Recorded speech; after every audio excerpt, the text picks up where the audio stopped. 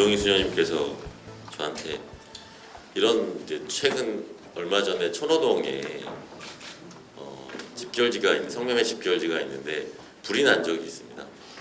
불이 나서 그곳에 거주하고 계시던 5분이 돌아가셨어요. 이제 그 사건이 있은 이후에 그러면 실제로 주거를 할 수 없어서 어쩔 수 없이 거주하면서 그곳에서 일하고 계신 여성분들이 앞으로 이 사회에 진출하고자 할 때 우리 사회는 어떤 준비를 하고 있는가에 대한 고민을 말씀하셨고, 그때부터 시작하게 돼서 저희가 2차례 3번 정도 만나고 2차례 정도 저희가 토론을 했고요. 그 과정을 거치고 오늘 이 자리를 갖게 됐습니다. 함께 얘기를 털면서 풀어놓으면서 오늘 조금 행복하고 즐거운 자리였으면 하는 바람으로 서울시 성매매 집결지 피해자 서울시 성매매 집결지 폐쇄와 재구성을 위한 정기 토론회를 지금부터 시작하도록 하겠습니다. 개회사는 저희 소냐의 집에 이종희 수녀님께서 나오셔서 인사말과 개회사를 함께 해주겠습니다. 큰 박수 부탁드리겠습니다. 이 토론회가 진행될 수 있도록 이 자리를 마련해 주신 이준영 의원님과 노혜미 지원관님께도 감사드리며, 또 오늘의 토론회를 내용을 풍성하게 만들어 주실 발제자님과 토론자님, 그리고 상담소 대표님께도 진심으로 감사드립니다. 다음 달이면 천호동 화재 사고 1주기를 맞이합니다. 작년 12월 22일 강동구 천호동 한 성매매 업소에서 화재가 발생해 3명의 여성이 사망하였고 3명의 중경상자가 발생하는 인명피해가 있었습니다. 낡은 업소 건물의 합숙소는 비상탈출구와 소방시설이 없는 탓에 사람이 죽고 다쳤습니다. 그런데도 불법 무허가 무등록 건물에서 이루어진 상황이라 1년이 지나도록 희생자와 피해자에 대한 책임을 지는 사람은 아무도 없습니다. 2004년 성매매 방지법이 제정되고 시행된 지 올해로 15주년을 맞이했습니다. 성매매 방지법이 제정이 되었지만 깊숙이 뿌리 박혀버린 사회 문화로 인해 법으로 불법을 규정했음에도 성매매를 강력히 해결하려고 하지 않고 방관하는 국가의 이중적인 태도로 천호동 화재 사건이 발생된 것입니다. 전국적으로 성매매 집결지 폐쇄에 대한 정책적 움직임으로 집결지가 사라지는 추세에 있습니다. 그러나 성매매 집결지 폐쇄가 경제적 논리에 의한 재개발 형식으로 시행되면서 성매매 여성들의 존재가 배제되고 있기에 여성들에 대한 인권에 대해서 함께 이해하고 그들의 권리를 보장해 줄 수 있는 방안을 논의하기 위해서 이 자리가 마련되었습니다. 오늘 이 자리에서 집결지 폐쇄 과정을 겪었던 다른 지역의 다양한 사례들을 함께 논의하고 고민하면서 우리의 지난 역사 그리고 오랫동안 외면해왔던 시민사회가 성매매 여성들에 대한 공공의 책임이 있음을 직시하고 그들에게 성매매를 벗어날 수 있는 합리적인 기회를 제공할 수 있는, 더 나아가 우리나라의 성매매 문제를 해결할 수 있는 정책적 토대가 마련될 수 있기를 희망합니다. 오늘 이렇게 바쁘신 와중에도 토론회에 참석해 주신 모든 분들께 감사드리며 성매매 집결지 및 성매매 피해 여성들에 대한 대책 마련에 많은 관심을 가져주시기를 바랍니다. 네, 눈물을 흘릴 뻔했습니다. 이런 마음으로 시작하게 됐고요. 어디까지 갈지 어떻게 할지는 솔직히 잘 모릅니다. 이런 뜻깊은 자리에 꼭 축사를 드려야겠죠. 저희 서울시 의회 의장님도 계시고 뭐 부의장님도 계시고 원내대표도 있고 운영위원장도 계신데 그분들과 우리 110명 서울시의원을 대표해서 우리 유영위원장님의 축사를 듣도록 하겠습니다. 큰 박수 부탁드립니다. 서울시 성매매 직결지 폐쇄는 제가 이해를 하겠는데 재구성을 한다고 그래서 아까 우리 이낙연 교사한테 물어봤더니 그 뜻은 아니다고 영어로 얘기했는데 제가 못 알아들었어요. 지금도 못 알아듣고 있습니다. 아마 그런 뜻은 아니겠죠. 또 이 얘기가 사실은 해야 됩니다. 사실 공론화하고 해야 되는데 사실 쉽지 않은 주제이기도 합니다. 이런 주제를 가지고 우리 서울시에서 정말 뜻이 있지 않느냐 이렇게 생각합니다. 특히 오늘 이 사회를 보는 우리 이준영 의원은 우리 기획경제위원회에서는 뭐 내놓으라 하는 정책통, 또 공무원들을 아주 난해하게 하는 질문, 감사나 우리 업무보고가 있으면 우리 이준영 의원의 업무보고서는 거의 그 뭐라고 그러죠? 이게 달리는 게 뭐죠? 라벨지가 달려가지고 너덜너덜한 걸 가져옵니다. 제 책은 새 건데. 그래서 어젯밤 샜어? 하고 물어보면 2시간 잤어요. 이럴 정도로 공부를 해서 오니까 공무원들이 꼼짝을 못하죠. 그런 정책동이 하니까 더 뜻이 있다고 하겠습니다. 또한 우리 좌장으로 나오는 강동길 의원님은 의회의 수석 부대표로서 포괄적으로 큰 활동을 하고 있는 분이라 좀 더욱더 이렇게 존경심이 갑니다. 또한 권수정 의원은 아마 노동계와 여성 문제에 대해서는 아마 누구한테도 양보하지 않을 겁니다. 혹시 여러분들 관심 있으시면 우리 위원회에 자료실 한번 뒤적여 보십시오. 무섭습니다. 저는 사실은 우리 강동길 의원 하는 걸 제가 보진 않았고 뭐 여러 가지 이렇게 하는 걸 듣긴 했는데 이준영 의원과 권수정 의원 하는 걸 좀 무섭습니다. 그래서 제가 말립니다. 살살해. 왜냐하면 공무원들이 다치면 안 되잖아요. 그래서 이런 분들이 하는 토론에 정말 뜻이 있고 오늘 주제에 걸맞게 좋은 대안이 나올 거 아니냐 이렇게 생각합니다. 또 대안을 통해서 조례까지 발전했으면 좋겠다 하는 생각이 듭니다. 다만 제가 끝까지 같이 있어야 되는데 다른 또 약속이 있어서 같이 못한 걸 죄송하게 생각하고 인사에 대신합니다. 고맙습니다.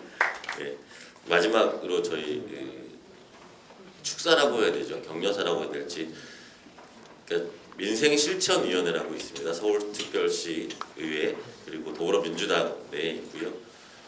최근에 공무직 조례를 저희가 제정을 해서 전국 최초로 제정을 해서 공무직들의 처우 개선하는 것들을 올해 내년 예산 반영하는 것까지 지켜내고 있고, 또 그 외에 뭐 쪽방촌이라든지 이런 데를 다니면서 그들의 문제들을 함께 해결하려고 하는 정치인들의 모임입니다. 저희 더불어민주당 서울특별시의원들의 모임인 민생실천위원회의 자장인 봉양순 의원 모시겠습니다. 큰 박수 부탁드립니다. 이준영 의원님이 민생실천위원회에서 을의 눈물을 닦아주는 역할을 톡톡히 하고 있습니다. 사회 보고 있지만 박수 한번 보내주세요. 오늘 이 토론을 통해서 정말로 억눌려 있던 그런 마음들이 조금 활짝 펴졌으면 좋겠다는 생각이 듭니다. 그리고 오늘 토론을 통해서 많은 안들이 나와가지고 조례까지 이어진다면 더할 수 없이 좋겠죠. 그리고 무엇보다도 오늘 발제를 맡아주신 분, 또 토론에 참여해주신 모든 분들께, 그리고 이 자리에 참석해주신 모든 시민분들께 감사하다는 말씀을 드리고 싶습니다. 이곳에서 나오는 모든 얘기들이 우리와 함께 나아가서 조례로 만들어져서 더 좋은 안건들이 나왔으면 좋겠다는 말씀을 드리고 싶고, 다양한 안들이 나올 수 있을 거라고 생각을 합니다. 아마 센터장님들 계시고 또 우리 각 구청에 또 심지어는 우리 구의원님들까지 오셨으니까 좋은 안들이 나와서 좋은 조례까지 이어지는 그런 일들이 있었으면 좋겠다는 생각이 들고요. 더 이상의 성매매 피해자가 제2의 피해자가 생기지 않도록 예방 차원에서도 좋은 기회가 되지 않았나 싶습니다. 다시 한번 이 자리를 마련해 주신 이준영 의원님 감사합니다. 고맙습니다. 우리 선생님들이 뒤에 뭐 당론에서 굉장히 중요한 얘기를 많이 하실 거기 때문에 저는 총론이라고 생각하시고, 특히 여기 계신 의원님들 이제 처음 듣는 얘기도 있으실 것 같기도 하고, 부분적으로는 알지만 이게 어떻게 연결되는나 좀 궁금하신 부분이 있을 것 같아요. 집결지라고 할 때 이제 무엇이 문제의 핵심인지, 아까 우리 소녀의 집에 수녀님도 말씀하셨지만, 지금 이제 재개발 논리나 경제개발 논리로 환원되고 있고, 거기에 살고 있는 사람, 특히 여성에 대한 인권의 문제가 배제되고 있는 것에 대한 문제에 더해서 결국은 이 집결지라는 것은 우리가 성매매를 생각할 때 국가 규제주의, 국가가 기본적으로 만들고 관리하고 통치해온 역사가 있습니다. 이것의 탄생과 지속되는 이 역사 안에 집결지가 있다는 걸 좀 강조하고 싶고요.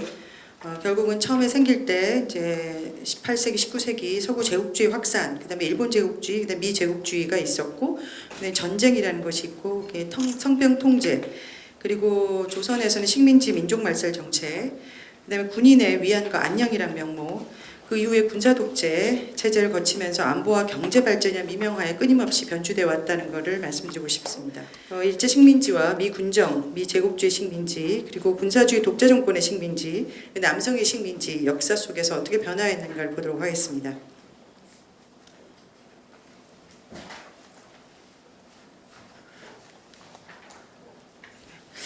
네, 집창의 역사죠. 사실은 이제 소위 말해서 창녀라고 얘기하는, 창남은 없잖아요, 우리나라에.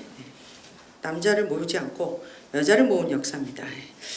자, 그게 저희는 이제 성매매 국가 규제주의 역사라고 생각하고 있고요. 물론 성매매는 역사적으로 또 공간적으로 다양한 형태로 존재하고 있습니다. 조금 이따 마지막 말미에 지금 현재 한국의 성매매가 어떻게 변하고 있는지 잠깐 한 몇십 초 말씀드리도록 할게요. 이 안에서 여성을 끊임없이 이분화해온 율랑녀, 창녀, 걸레 같은 녀, 뭐 이런 거죠. 갈보, 이런 여성을 이분화, 한쪽에서는 거기에 반대돼서 요조숙녀, 집에 계신 사모님, 이런 거죠. 요즘에는 이제 개념녀, 김치녀까지 다양한 방식으로 이분화해 왔고, 그것은 남성 성욕을 정당화하는 방식과 연결됐고요. 이를 통해서 여성을 통제해온 역사가 있습니다. 그러나 국가가 일괄적 또는 조직적으로 관리하는 이 국가규제 성매매 통치체제는 19세기에 들어와서 본격화되는데요. 한반도에서는 사실 이제 이 집창 지역이 공창지역, 윤락업소가 모여있는 지역, 창녀촌, 소위 기지촌, 특정구역, 적성구역, 특수관광지, 선도보호구역, 청소년 출입금지구역 등등으로 변주되면서 집창 지역이 건설되고 유지되어 왔습니다. 월 언어는 프로스티튜션이라고 일단 말씀드립니다. 이 프로스티튜션이란 건강한 사회의 수호를 위해 용인되는 동시에 남성 욕망의 충족을 위해서는 필요하다, 어쩔 수 없다, 필요한 논리죠. 근데 지금까지 지속되고 있잖아요. 지금도 뭐 다른 지역의 의회 의원님들이 이걸 위해서 새로운 집창촌을 만들어야 된다, 심지어 뭐 공창지역을 만들어야 된다 이런 얘기 하시잖아요. 그게 이제 1802년에 처음에 파리에서 생길 때도 제시되었던 논리였다고 합니다. 기본 구조 굉장히 유사합니다. 지금이랑. 성매매 여성에 대해서 여성이 등록하고요. 등록하는 이유는 정기적이고 강제적인 성병 검진을 받기 위해서고요. 감염 사실이 확인되면 여성들은 완치될 때까지 격리 수용을 당합니다. 이건 우리나라도 굉장히 오랫동안 존재했었죠. 그리고 등록에 불복하는 사람들은 소위 풍속경찰. 이 단어는 일제 시기에도 그대로 들어옵니다. 풍속경찰에서 체포 구금이 됩니다. 어떤 놀이를 제공하느냐에 따라서 굉장히 다른 이제 정책 결과가 나오는데, 사실 오늘 이 자리도 그렇잖아요. 근데 대체로 보면 헤게모니를 진 집단은 당연히 이제 남성 지식인이고, 상대적으로 또 우파, 이제 우리 입장에서 우파의 의학 담론이나 혹은 지식 담론에 훨씬 많이 기여를 합니다. 왜냐하면 철저히 지식과 권력이 연결되어 있었기 때문이죠. 그 당시에 의학자들이 성매매는 땡땡 하수도막, 성매매 여성은 오물 처리장으로 묘사했다고 합니다. 그리고 위생과 도덕의 문제가 결부된 성매매는 국가의 관할 대상이 되어 마땅한 것이다 라는 논리를 끊임없이 제공했다고 합니다. 영국으로 넘어가면, 네, 영국은 이제 사실은 뭐 제국의 역사가 깊고 넓기 때문에 오래된 것 같지만 의외로 본격화된 것은 1864년, 66년, 69년 이제 연속해서 소위 전염병법을 선포하는 과정과 연결이 됩니다. 이때 전염병은 이제 옮는 병인데 그중에 가장 무서운 병이 성병이었죠. 그래서 성병을 관리하는 것이 또 굉장히 중요한 것이었고요. 왜냐면은 영국 제국이 확장되는 과정에 군인들을 각 지역에 파견을 해야 되는데 거기서 이제 성병이 옮으면 치유하기가 굉장히 어려웠고 뭐 잘 아시겠지만 성병을 치유할 수 있는 그 우리 페니실린이라고 하죠. 그것이 개발되고 본격적으로 확산된 게 2차 세계대전 후반이에요. 그러니까 그 전까지 군인들의 그 군사력을 가장 낮출 수 있는 위험한 것이 뭐 싸우다가 죽고 이런 게 아니라 성병 감염이었다고 해요. 그래서 이 성병 감염을 막기 위해서 국가 규제 체제를 발동시킵니다. 명목상 위생은 겉으로는 공중위생 보건이었지만 사실 내용은 제국의 군인의 안녕과 건강 보호였습니다. 군대의 효율성과 전투력 제고라는 차원에서 이루어졌죠. 그래서 그 당시에 보면 영국의 수비대가 주둔하는 곳, 군사 기지가 있는 곳, 군항 주변, 마을 중심으로 법적 통제가 시작되고요. 성매매 여성들은 성병 감염원이 됩니다. 우리나라도 이제 일제 강점 그렇게 되는데요. 감염원으로 지목되고 이들에 대한 통제가 강화됩니다. 그러니까 군인이 감염원이 아니고 여성이 감염원이 됐다는 것이죠. 이렇게 됨으로 해서 이제 여성에 대한 특수 계층화, 우리 이제 종별화라고 합니다. 그러니까 성매매라는 것이 어떤 순간에 빈곤에 의해서 어떤 가난에 의해서 일시적으로 하는 것이 아니라 성매매를 하는 자, 그러니까 종화가 되는 거죠. 인종화가 되는 것이죠. 그리고 이제 여성들 간에 실제로 이제 인종화, 레이셜라이제이션이 진행되고요. 이게 결국 여성들 간의 분리를 강화시킵니다. 그래서 성매매는 일시적 행위가 아니라 이제 직업으로 바뀌고요. 이로 인해 성매매 여성에 대한 특수 계층화, 우리 같으면은 율랑녀 뭐 이렇게 되는 것이죠. 이게 이루어지고 19세기 중반 서유럽 국가가 이제 이렇게 제국주의가 팽창되고 식민지 확대로 인해서 이런 인종화는 실질적으로 확대됩니다. 예를 들어 뭐 인도, bombay이, 싱가포르, 홍콩, 상하이 같은 피식민 국가에 체계적으로 영국이 도입했기 때문에 영국 여성과 피식민지 여성을 분리 배제하는 원칙으로 또 이 법이 작동하게 되죠. 일본은 메이지 시기에 근대 국가가 성립되면서 정근대적 공창 제도가 있었고 그 위에 이런 이제 제국주의의 공창 모델을 도입하게 됩니다. 소위 이제 근대 공창 제도가 확립되는 것이죠. 1873년에 관련 법령이 만들어지기 시작했고 1900년에 전국적인 규정인 창기 취체 규칙이 만들어진다고 합니다. 그리고 제국주의 팽창 과정에서 일본인 조계지, 식민지, 점령지 등에 이식했고요. 그리고 침략 전쟁을 수행하는 일본 군대의 성병 감염을 방지하고 해외 일본인의 이민을 촉진해 식민 사회를 개척할 목적이었다고 얘기를 합니다. 사실상 근대 공창제는 창기의 인신 구속을 법적으로 보장한 것이라고 주장하고 있습니다. 그리고 창기 소개업자의 영업을 허용해 인신매매의 여지를 제공해 사실 인신매매를 공식화했다고 보고 있습니다. 자, 이 내용을 조선에 이식하게 됩니다. 일제강점기 결국 이제 조선 반도에 국가 규제주의 모델을 도입하고 공창제도를 실시하는데요. 이거는 일제가 조선을 침략하는 과정하고 이 절차적으로 딱 맞물립니다. 일단 19세기 후반에 개항 시기에 이 개항지를 중심으로 일본식 유학을 도입하고요. 그때 명목은 일본인 거류민과 주둔 군인 대상이라는 명목이었다고 해요.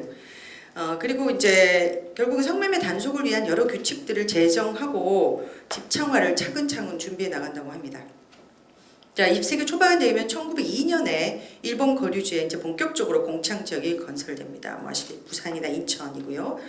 1904년에는 일본 공사관이 경성 영사관령을 내리는데요. 이건 뭐냐면 기생과 창녀의 존재를 공식적으로 인정한 것이고 사실 기생의 창녀화를 위한 아주 기초적인 시행령이라고 보시면 됩니다.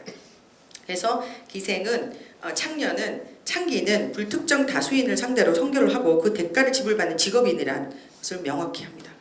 그리고 1908년에 조선경찰청이 기생 단속령, 창기 단속령을 내렸다는 것은 결국 그 존재를 인정한 것이죠. 자, 그럼 강제 병합 이유는 어떻게 됐는가?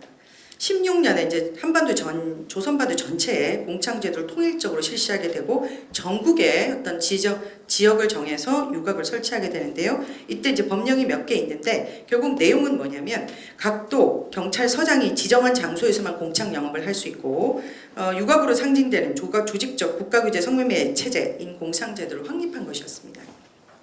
특징은 기본적으로 특정 구역입니다. 그러니까 우리가 공창제라고 착각하는 것이 있는데 전국이 성매매 합법화가 아니고요. 어떤 지역만을 정해서 여기만 이제 관리하겠다는 것이거든요. 그래서 그 지역에서 공창을 설치하고 당연히 여성을 등록시키고 그러니까 프랑스식하고 똑같죠. 그다음에 업주에게 세금을 부과합니다. 그리고 여성은 강제 성병 검진의 대상이 됩니다. 결국 이제 집단 거주와 여성의 거주 제한을 통해서 집창화를 획책했고요. 30년대가 되면 아시다시피 이제 조선 반도를 통해서 일본이 중국과의 전쟁을 획책하고 제국주의를 확산시키는데요. 이 과정에서 일본군 성노예제도가 시작됩니다. 결국 이것은 일본이 가지고 있던 공창제도보다 훨씬 더 넘어선 폭력적 혹은 사기와 같은 흉악한 수단에 의해서 군대 위안부를 모집하기 시작했다라고 하는 일본군 위안부 연구자들의 주장에 따라서 결국 성노예제도의 발판이 일본식 근대 공창제와 연결이 돼 있다고 볼 수 있습니다. 물론 조선의 여성들은 그 당시에도 그 엄혹한 시절에도 집단적으로 저항했고요. 기독교계 여성들이 있고 사회주의 여성 운동도 있었고 당연히 이제 좌우합작 운동이 근우회에서도 인신매매 금지 및 공창제 폐지를 주장해 왔습니다. 그리고 당사자들인 기생 또한 조합을 결성하거나 파업을 주도하거나 그리고 강제적 성병 검진 날에 독립만세 운동을 부르는 등 굉장히 많은 저항 운동을 실시했다. 이것은 아마 최근에 많은 분들이 알고 계시리라고 생각합니다. 자, 이제 효과인데요. 사실 이제 일본이 이런 식으로 공창제도를 도입한 효과는 겉으로는 화류병 예방이라고 했어요. 그리고 풍속 통제. 이 풍속이란 단어가 오늘날에도 이제 음란물 규정이나 혹은 이제 음란물이나 성과 관련된 법에 보면 건전한 성풍속이 우리 법의 목적이 돼 있잖아요. 그래서 그런 것들이 단어가 사실 이제 이 당시 일제 강점기에 다 나왔다는 것이고요. 그리고 모순적인 법 정책과 현실 간의 괴리가 있는데 그 원인을 혹은 원형을 일본이 제공했다고 볼 수 있습니다. 그리고 이런 형태는 식민지 지배 통치 전략의 하나여서 피식민지자를 효율적으로 지배하고 착취하는 도구로 사용되는데 이제 활용됐는데요. 여성에 대한 성적 폭력을 통해서 여성만 통제할 뿐만 아니라 사실은 조선의 남성도 통치하는 방식이죠. 왜냐하면 자기 여성을 타국의 군인이나 혹은 지배자가 성적으로 착취하거나 공격함으로 인해서 남성들로 하여금 굉장한 열등의식을 가지게 하는 것이죠. 그래서 식민지 남성의 그 열패감을 조성하는 데 굉장히 중요한 역할을 하게 됩니다. 그래서 저희는 이제 연구자들이 이 당시에 이제 식민지 여성성 남성성 구축에 성매매가 어떤 연관을 가지고 효과를 지니는가 많이 연구를 해왔습니다. 그리고 조선시대에 이제 보통 보면 뭐 이용훈 씨 같은 분도 그러잖아요. 뭐 조선시대에도 이미 기생이 있었고, 기생하고 완전히 다른 제도를 만들죠. 그래서 저희는 이제 기생의 창기화라고 합니다. 이 공창제도가 만들어지면서 예기, 기생, 창기로 계속 나뉘고, 결국은 이 전체 기생을 이 국가규제 성매매 통치체제 안에 집어넣는 것으로 가게 되거든요. 그래서 이제 저희는 한국의 가부장제 전통 중 하나, 결국 땡땡 근대라는 이름으로 덧칠된 채 일제 통치기구 안으로 흡수, 변형되기 시작했다고 봅니다. 위안부라는 제도가 만들어졌다는 거 잘 아실 겁니다. 그것처럼 이제 인신매매업이 있지 않고서는 어려운 일이었죠. 그래서 실제 인신매매업을 허가해주고 비공식 공식적으로 그리고 인신매매가 확장되는 데 기여하게 됩니다. 그리고 이것은 조금 전에도 말씀드렸듯이 일본군 성노예제도의 발판을 마련하고 무자비한 여성에 대한 성폭력과 성착취 그리고 페미사이드 여성 살해의 역사를 조선에 깊이 새기게 됩니다. 자, 그럼 이제 미국을 보시겠습니다. 네, 미국은 겉으로는 전 세계적으로 가장 성매매 억제에 강력하게 개입하는 국가 중 하나인데요. 실제로 보면 이미 1920년대까지도 성매매 행위 자체를 불법화하거나 처벌하는 형법을 만들고 1차 세계대전 기간에도 미군의 성매매를 금지하는 법이 만들어지고 2차 세계대전에도 또 역시 강화하는 법을 만듭니다. 그래서 군대 안에서 성매매를 불법화하는 것을 강력하게 천명했지만 겉으로는 실제로 이제 미군 정기가 시작되면 처음에 이제 일본이 만들었던 공창제도를 폐지하는 게 아니라 부녀자 매매, 인신매매 계약 금지에 대한 공포령을 내리고 공창은 허용합니다. 47년이 돼서 이제 공창제도 등 폐지령을 공포하고 48년이 돼야 효력이 발생하는데요. 그 당시 법을 보면 쌍벌죄, 매개자, 알선자 등 제3차 처벌까지 규정이 다 있습니다. 겉으로는 그래서 공창은 폐지된 것처럼 보였지만 사창으로 전환되었고 유각제은 그대로 잔존했습니다. 그리고 현재 우리가 알고 있는 미군 기지촌의 원형이 형성되게 되는데요. 일대 미군정은 제가 이제 발견한 논문 그 자료에서 따왔습니다.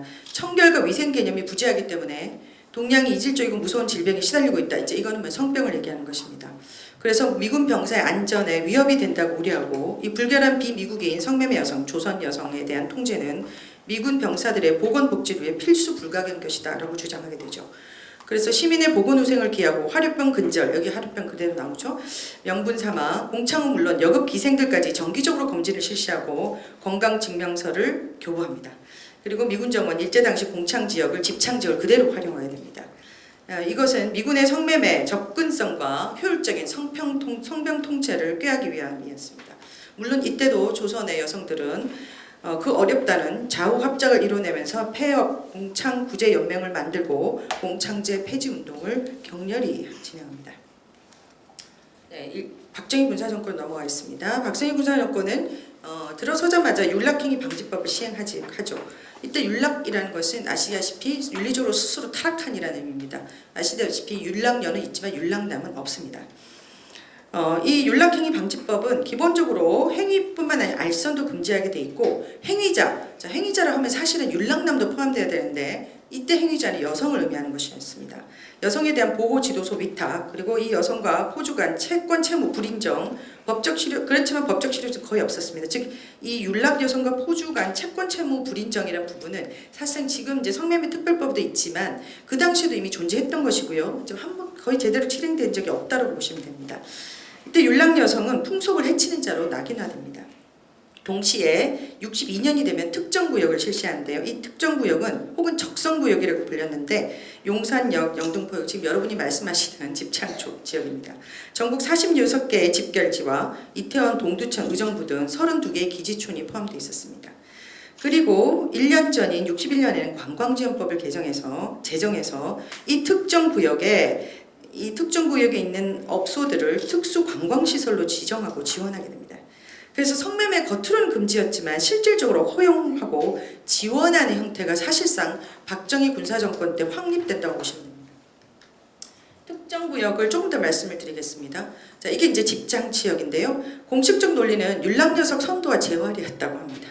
그리고 자활을 돕기에 잠정적으로 지정한다고 처음에 돼 있어요. 그렇지만 실질적 이유는 금지는 이상적인 것이긴 하나 실제 남성의 속력은 억제가 불가능하다.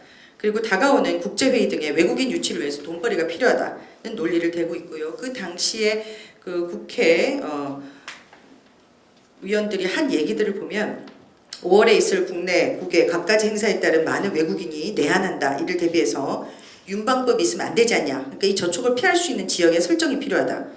법은 이상을 지향하는 것이지만 어찌 그대로 다 들어맞느냐. 사창의 존재는 현실상 불가피하다라고 주장했다고 합니다. 그리고 1964년이 되면 계속 이제 이 선도 지역이 조금씩 바뀌는데요. 선도 지역이라는 명목으로 윤락행위를 묵인하는 특정 지역은 서울에만 종로, 장신동, 흥인동, 도동, 삼각지 등 17개소에 달했다고 합니다. 그리고 이후에 국가 경제와 안보를 위해 미군 기지촌 지원을 활성화하게 되죠. 그래서 외국인 전용 관광 호텔업과 관광 시설업에 주세를 면제해주고 융음식세를 면제해주는 법안을 차례대로 마련합니다. 자, 이렇게 진행되면서 동시에 65년이 되면 기생관광이 해체가 되죠. 65년 한일 국교 수립 이후에 이제 일본의 엔화벌이가 필요했고요. 그래서 일본인 대상 섹스 관광 기획되고 홍보되고 지원이 됩니다. 관광진흥법 개정 시행령 관광유흥업에 한국식 요정이 71년에 추가되고요. 호텔과 요정의 접객 요원들에게 연 40시간 이상의 교육 명령이 내려집니다. 그리고 국제관광협회, 현 한국관광협회에 요정과가 설치되어 관광기생에게 접객원 증명서가 발급되고 즉 등록제, 1년에 2차례 교양교육을 실시하고 성병 관리를 체계적으로 합니다. 그리고 당시에 한국관광자원 총남에 보면 부산 관광에 대한 내용이 있는데요. 시청 앞 용두산, 송도, 해운대를 거쳐 동네 온천으로 가게 돼 있고 일본 내 관광 추천 코스로 명시되어 있습니다. 자, 이런 종합적인 정책의 결과 결국은 이것은 이제 종식되지 않은 한반도의 식민성의 문제, 결국 식민국가의 과거가 소환되고 있고요. 여성의 인종화, 공간의 고액화, 인간의 종별화가 역시 진행되고 있고 정상과 비정상, 내국인, 외국인 상대 여성, 이때 남성을 얘기합니다. 한국인과 외국인 혹은 순수 혈통, 혼혈 간의 경계극기가 결국 민족과 젠더, 계급, 섹슈얼리티 등 경계 재구성과 맞물려서 진행됩니다.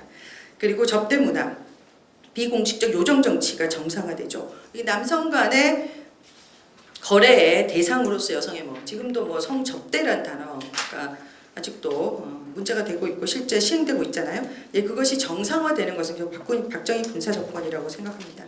그 당시 아시겠지만 전두환 정권은 3S 정책, 영화, 스포츠, 섹스 정책을 통해서 기생관광, 섹스 관광을 활성화하고요. 그리고 그를 위해 요정시설을 재정비합니다. 이것은 국가경제 활성화라는 명목이었다고 합니다. 그래서 이제 그 효과는 성산업의 다양화와 화랑인데요. 기지촌이나 기생관광, 집결지 성매매, 유리방, 아까 맥양집, 방석집 이런 것도 있죠. 이외에 요정, 룸살롱 문화, 에로 영화, 포르노 문화 등이 확산되고 소위 요즘 얘기하는 산업형 성매매가 본격적으로 성장하게 됩니다. 사실 이것은 섹스 문화를 통한 유민화 정책의 일환이었는데요. 민주화의 열망을 다른 곳으로 돌려 정권 유지를 획책했죠. 자, 그리고 오늘의 성매매, 전통형 집결지 유리방 플러스 산업형 플러스 신종 성매매, 각종 인형방, 키스방, 이미지방, 기파개방, 맘마방 등등.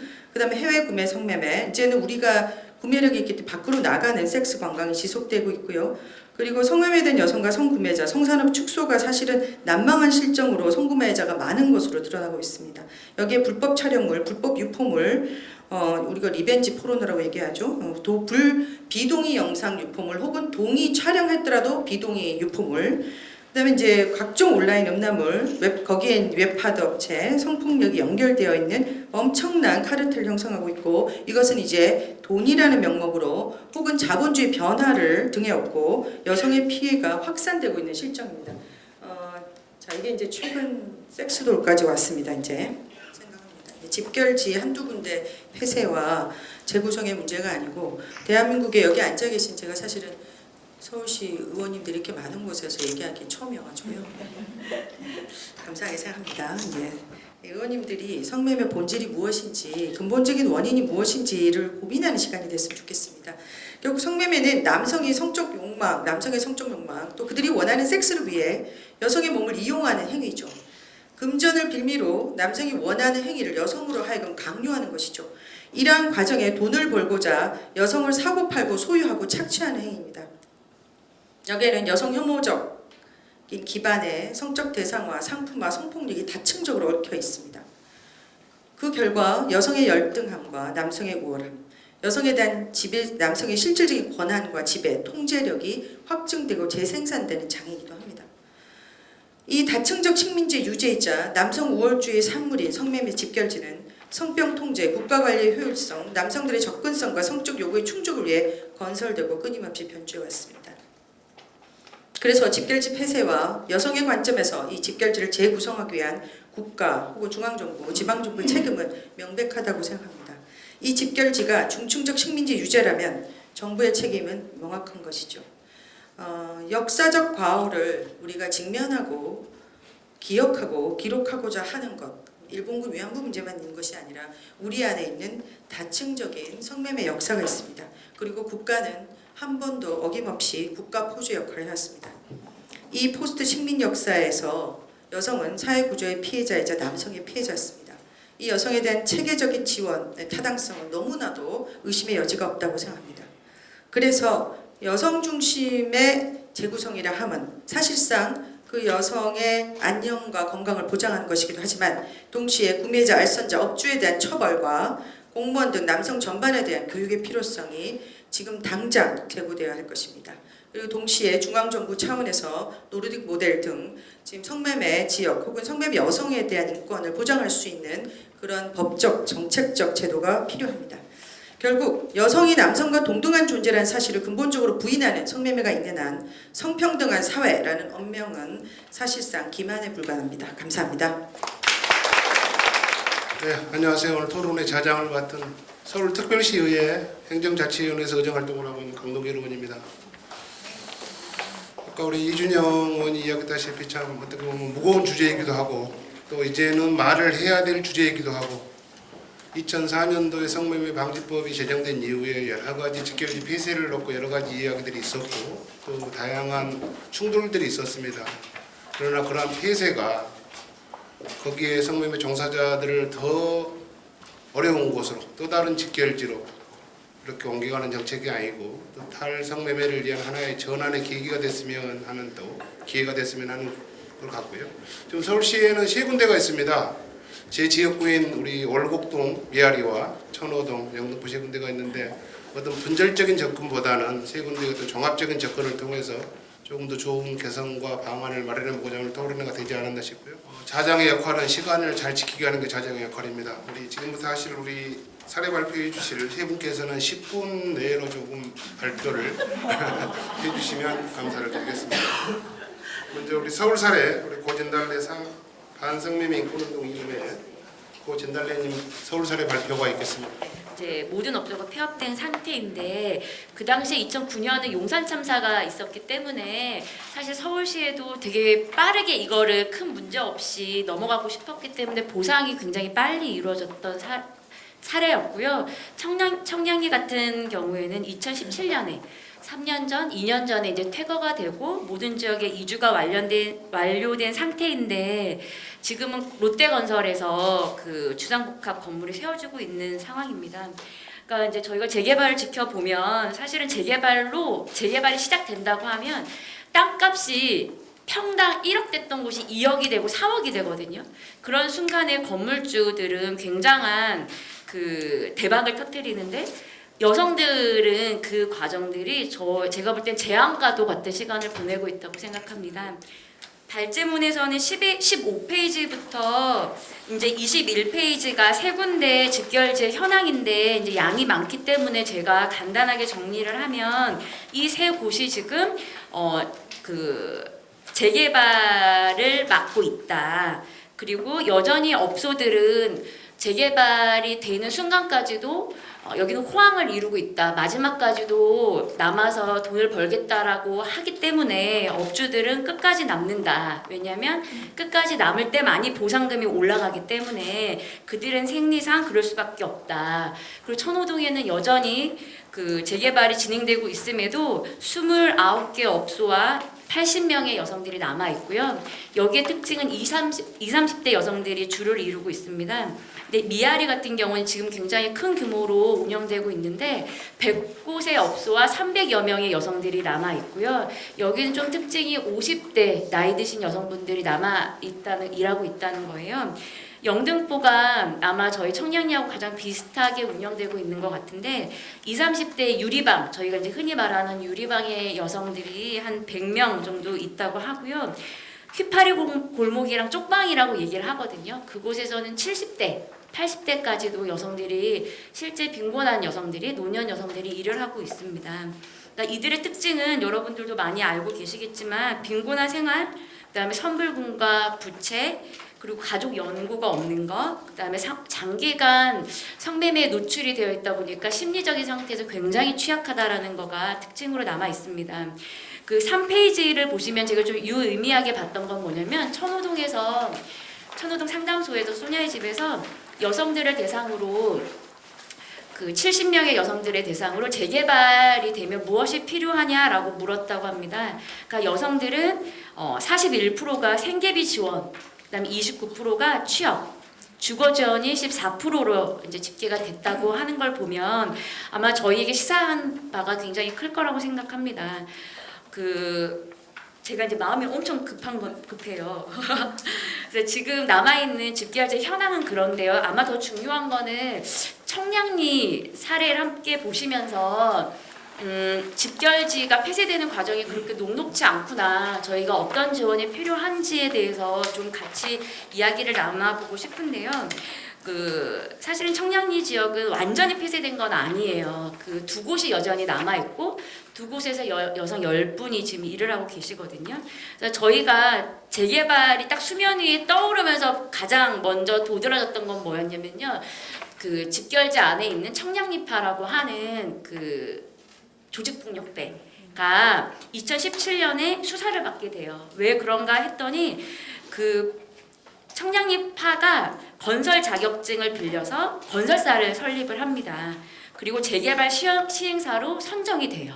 그 과정에서 뭐 운영비를 횡령하거나 그다음 뒷돈을 받거나 보상금을 위조하거나 그러면서 수십억을 이제 이익을 챙긴 게 드러납니다. 근데 청량리파에 대해서는 사실 저희도 그 전부터 많이 알고 있는 내용이고 아마 집결지를 운영하시는 단체에서는 그곳에서 그 조직폭력배가 있다라는 거는 아마 다 알고 있을 거예요. 그래서 이 청량리파는 그 전에는 여성들에게 직결지로 돈을 벌고 그다음에 불법 내부업이나 콘돔 사업을 해서 아주 그 탄탄하게 그 지역을 이제 잡고 있었는데요. 2004년에 저희가 성매매 방지법이 시행되면서 단속이 좀 심해지고 예전만큼 그 곳이 돈벌이가 안 된다고 생각을 해서 이 사람들이 중간 임대업자들에게 그 세를 주고 뒤로 물러나게 됩니다. 그리고 딱 맞아 떨어진 게 그 건설기업가로 이제 변신을 하게 되죠. 그러면서 이제 그 관련된 내용은요, 여러분 그 MBC PD수첩에 2019년에 보도가 된 게 있어요. 그래서 청량리랑 미아리랑 대구 자갈마당에서 그 조직폭력배가 도시재개발 사업에 가담하고 있고 이 관련해 가지고 그 업주들과 이 조직폭력배도 예전에 업주들이었거든요. 이들이 싸우고 있다라는 거를 2019년 올해 PD수첩에서 보도가 된 바가 있습니다. 그 10페이지 보시면 저희가 또 굉장히 눈여겨본 아주 큰 역동들 중에 하나는 어쨌거나 그 보상금을 높게 받기 위해서 끝까지 싸우고 있는 업주가 있고 그다음에 빨리 이들을 내보내야지만 재개발이 되기 때문에 그 재개발 이익을 노리는 또 다른 업주 그러니까 재개발위원회의 업주가 있다는 거예요. 이 둘의 굉장한 싸움이 있거든요. 그래서 보상금을 받기 위해서 투쟁을 하겠다고 하는 업주가 전국철거민연합회라고 하는 전철연에 가입을 해서 끝까지 투쟁을 하고 있고 지금도 투쟁을 하고 있어요. 그래서 이제 이들이 싸움에서 근데 절대적으로 필요한 건 전철연에서 싸움을 하는 업주들이 절대적으로 필요한 건 여성들이었어요. 왜냐하면 여성들을 앞장 세울 때 많이 명목이 쓰는 거예요. 그래서 늘 하는 말이 여성들을 위해서 우린 싸운다. 이들이 나가면 갈 데가 없다. 이렇게 여성들을 명목으로 내걸고 싸움을 굉장히 극렬하게 시작을 하고 그때 이제 저희 여성단체에 연락을 주는 거예요. 왜냐하면 그 여성들을 붙잡을 수 있는 어떤 지원금을 여성단체가 대달라는 거예요. 그래서 실제 제가 그 업소 가가지고 업주를 만났거든요. 그러니까 굉장히 절박한 상황인 거죠. 이 업주들한테는. 왜냐하면 여성들이 한 명 한 명 나가다 보면 새가 줄어드는 거고 이게 싸움에서는 굉장히 불리한 상황이거든요.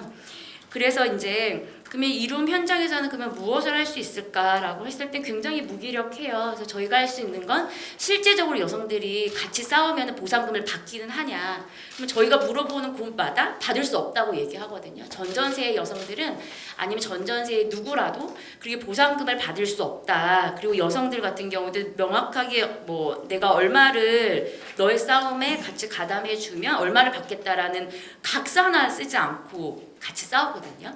그때까지도 여성들은 어떤 일이 벌어질지 잘 모르는 것 같아요. 그럴 때 저희가 계속 여성들하고 접촉해서 정보를 주는 거예요. 여성들이 원하는 만큼 보상금을 받지 못할 것이다. 왜냐하면 업주들이 계속 요구하는 거는 여성들한테 만약에 그 용역에 들어오면 앞에서 니네들이 막고 서 있으라고 얘기해요. 옷을 벗고. 그러면 그 용역이 손을 못 댄다. 여성 몸에. 손 대면은 손을 못 대게 되어 있기 때문에 니네들이 옷을 벗고 앞에 서 있으란 얘기를 하거든요. 근데 실제 그 얘기를 들으면 여성들이 고민을 해요. 왜냐하면 굉장히 끈끈하게 맺어진 관계였기 때문에. 그래서 저희가 11페이지 보면요. 아마 이게 저희가 계속 하고 싶은 이야기 죄송해요. 그 11페이지가 그쵸. 제가 계속 24페이지를 보시면 저희가 이제 폐쇄 과정에서 부딪히는 문제들을 보면 굉장히 진난합니다. 진난하고 이 과정에서 그 재개발위원회 측에서는 여성 그 업소를 그 압박하기 위해서 여성들을 표적으로 단속을 해요. 그래서 너무 비열하게 이 당시에는 저희가 매일매일 현장에 나갔거든요. 비열하게도 그 재개발위원회에 굉장히 떡대가 그 큰 남자들이 곳곳에 골목마다 서 있어요. 서 있으면서 남자가 그 손님이 가게에 들어가는지 안 들어가는지 확인을 하고 들어가면 바로 신고를 해요. 그럼 신고를 받자마자 경찰이 출동을 합니다. 그래서 그 여성이 옷 벗고 있는 상황, 콘돔이 찢어진 상황을 바로 단속을 하는 경우가 진짜 많고 그때 이제 저희가 동행을 하는 거죠. 그러니까 왜 이 과정에서 여성들만 피해를 보느냐. 실제적으로 단속을 해야 될 것은 여태까지 부당 이득을 취하고 있는 업주와 건물주 아닌지. 근데 이 싸움에 여성들이 굉장히 극한으로 몰리고 있는 상황들을 저희가 되게 많은 경우로 목격을 한 상태입니다. 그리고 업주들은 끝까지 그 손해를 보려고 하지 않는 것 같아요. 왜냐하면 여성들이 이제 영업하는 방식을 보면 그 전에는 한 200만 원 정도 월 이제 업주한테 내요, 방세 값으로. 근데 이때쯤 딱 되면 저희는 깔세라고 하는데 깔세가 450을 딱 올리는 거예요, 업주들이. 여성한테 그러니까 월 450을 받는 거예요, 이 재개발 과정에서. 근데 여성들 입장에서는 어디 옮겨서 그 영업을 못 하느니 그냥 그 돈 내고서라도 매일매일 영업을 해서 자기가 내야 되는 뭐 빚이든 뭐든 꾸준히 갚아 나가는 게 훨씬 더 안정적이라고 생각을 하셔서 그 돈을 내고 마지막까지도 일을 하시거든요. 제가 현장의 움직임이라고 해서 25페이지를 보시면 실제 서울에는 조례가 없고 여성들에게 드릴 수 있는 어떤 자원이 하나도 없다고 그랬잖아요. 그런 상태에서 그러면 저희가 뭘 했냐라고 하면 되게 긴급하게 이 대응팀을 꾸렸어요. 그래서 여기서 같이 함께 해주시는 그 전국연대, 뭐 보다상담소, 다시 함께 상담소하고 이제 재개발 대응팀을 꾸려서 실질적으로 저희가 줄 수 있는 자원이 하나도 없잖아요. 근데 그 당시에는 여성들한테 제일 필요한 게 현금이었거든요. 그래서 공적 자원은 투여가 안 된 상황에서 그러면 저희가 어떻게 할까 생각해서 사회복지 공동모금회라는 민간 자원을 확보를 해야 되겠다, 그거라도 해가지고 1,000만 원을 일단 받았어요. 근데 그 과정에서도 저희가 이제 좀 당차게 현금을 달라, 그 현금을 주고 그 영수 요구를 하지 말아달라라고 저희가 조건을 걸었는데 그 안에서도 막 회의가 이루어졌대요. 왜냐하면 그런 적이 없다는 거예요. 현금으로 사회복지에 어떤 지원을 해준 적도 별로 없고 그래가지고 저희를 불러서 이제 질문을 계속 하셨어요. 이게 왜 필요한지. 근데 이 당시에 어쨌거나 여성들이 극한에 몰린 상황이고 당장의 생계비와 이주 비용이 없고 그리고 여성들한테 어떤 그 기다림에 준비할 수 있는 시간이 없었기 때문에 현금이 필요하다. 그래서 저희가 1,000만 원을 받아서 10명의 여성들을 선별을 해서 100만 원씩 현금 지원을 했었어요. 그래서 조건은 상담소를 믿고 일단 주는 거. 그러니까 이제 그런 게 저희한테 할 수 있었던 일이었고 그 당시에 암 걸린 여성이 2분이 계셔가지고 그 여성분들에겐 굉장히 유용한, 실제 한 분은 돌아가셨어요, 그 후에. 그리고 유리방 여성 3분, 그다음에 쪽방에 계셨던 7분 여성들에게 굉장히 유용한 자원을 이제 지원할 수 있었습니다. 정말 그래도 가장 밑바닥에 있는 여성들, 빈곤한 여성들, 자원이 없는 여성들은 떠나면 정말 갈 곳이 없는 거예요. 그 중에서도 저희도 이제 쪽방이 있었기 때문에 60대, 70대 나이 든 여성들, 이 여성분들에게 무엇을 드려야 되나, 드려도 사실 몸이 노동할 수 있는 몸 상태가 되지 않거든요. 이제 저희가 이제 보면 성매매 여성들은 본인의 나이대에 비해서 굉장히 몸 상태가 좋지 않고 빨리 늙더라고요. 근데 이 60대, 70대 여성이 자기 스스로 이렇게 건사를 해야 되기 때문에 또 성매매를 하러 가세요. 서울역, 영등포, 아니면 길거리에서. 그래서 그때 이제 저희가 한 2년, 3년 전부터 이제 재개발 맞이하면서 그 나이든 여성들하고의 좀 모임을 해보자 해서 모임을 했고, 거기서 모인 여성들하고 작년부터 공동작업장을 이제 꾸리고 있어요. 그러니까 이게 이제 아마 성과겠죠, 저희한테는. 보이지 않았던, 가려졌던 나이든 여성들, 좀 훨씬 빈곤한 여성들의 삶이 저희에게 좀 다가왔던 것 같고요. 마지막으로 그러면 저희가 왜 필요한가, 직결지 여성들에게 왜 이게 필요한가. 아까 이다희 교수님이 잘 얘기를 쭉 하셨던 것처럼 성매매 직결지가 그냥 만들어진 게 아니었고 국가의 어떤 계획이 있었고 정말 묵인하에 통치되고 지속돼 왔던 곳인데, 이제는 자본의 논리로 어떤 시공사 굉장히 거대 자본이 들어오면 여성들은 밀리게 되어 있거든요.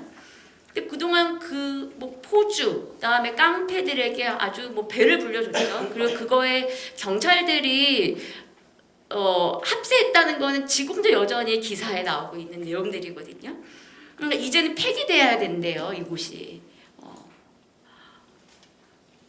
그래서 그 어딘가에 떠난 여성들, 근데 그 여성들이 또 어떤 곳에서 성매매를 또 하고 있을 여성들일 건데, 이 직결제가 사실은 직결제 하나 폐쇄된다고 뭔가 이 한국의 거대한 성산업이 해결될 거라고 저희는 생각 절대 하지 않아요. 그럼에도 불구하고 우리가 여기 있는 여성들에게 지원을 해야 되는 이유는 뭐냐면, 저는 국가가 자신들이 한 일에 대한 책임을 지는 것, 적어도 이 여성들에게 보상을 해야 된다라고 생각해요.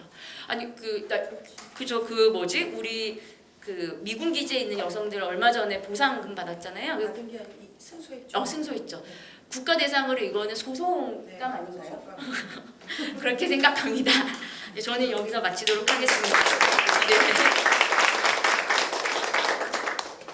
네, 우리 고진날래님 청년 588 피세 과정하고 또 그 과정 속에서 겪었던 어려움들, 또 이것은 개인의 문제가 아닌 우리 사회적 문제를 인식해서 함께 해야 된다는 말씀을 주셨습니다.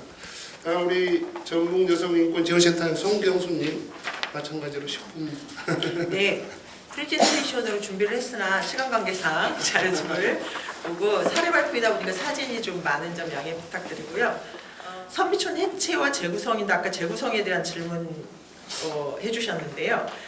사실 선미촌 해체라고 하는 것에서의 이 의미는 하나의 집결지가 그 지역사회에서 저는 이제 해체라고 하는 이유는 그 집결지를 구성하고 있는 업주 알선업자와 그리고 그 주변 상권이 하나의 성착취 생태계를 구성하고 있습니다. 적어도 지금 한국 사회 저희 선미촌만 그 자리에서 60년이고요. 대구 자갈마당, 부산 아열동 그 자리에서 100년이에요. 그리고 그러면 이들만 있느냐? 저는 거기에 유착된 공권력, 그러니까 이 직결지를 유지하면서 여기로부터 이득을 얻는 모든 집단들, 그리고 여기서 성착취하고 성범죄하는 남성들, 이를 중심으로 형성된 남성 문화, 그리고 이걸 지역사회에서 묵인하고 방조했던, 저는 이 모든 것들의 해체를 얘기하고요. 그러면 이것이 그냥 그 공간에서 이게 순삭되거나 폐쇄된다고 해서 될 문제냐? 그 공간이 이제 다른 가치인 여성 인권의 가치로 어떻게 재구성할 거냐라고 하는 것. 그러면 의미에서 보면 직결지 하나를 폐쇄하는 과정은 그 지역사회 전체를 저는 영향을 미치는 변화를 촉진하는 과정이라고 생각을 합니다. 오늘은 특별히 여성 자활 지원 정책에 좀 시간을 많이 쓰도록 하겠습니다. 선미촌은 전주의 구도심에 있어요. 특히 시청 뒤에 있는데 이 시청이 과거에 전주역일 때 역 주변으로 형성되었던 것이 현재 이제 시청이 이사 오고 여기 이전하면서 시청 뒤가 됐고요. 유명한 전주의 명문고 전주고등학교에서 300여 미터 인근에 있습니다. 그리고 여성들의 수는 이전에 우리가 2002년도부터 여기 현장 상담소를 개소하고 현장 마무 상담을 해왔는데요. 그 이전에도 많을 때 8, 90개 업소에 여성이 300에서 500여 명까지 있었던 굉장히 큰 직결지였고요. 2004년도에 성매매 방지법이 집행되면서 자연 축소돼서 또 60여 개의 150여 명의 여성이 항시적으로 있었습니다.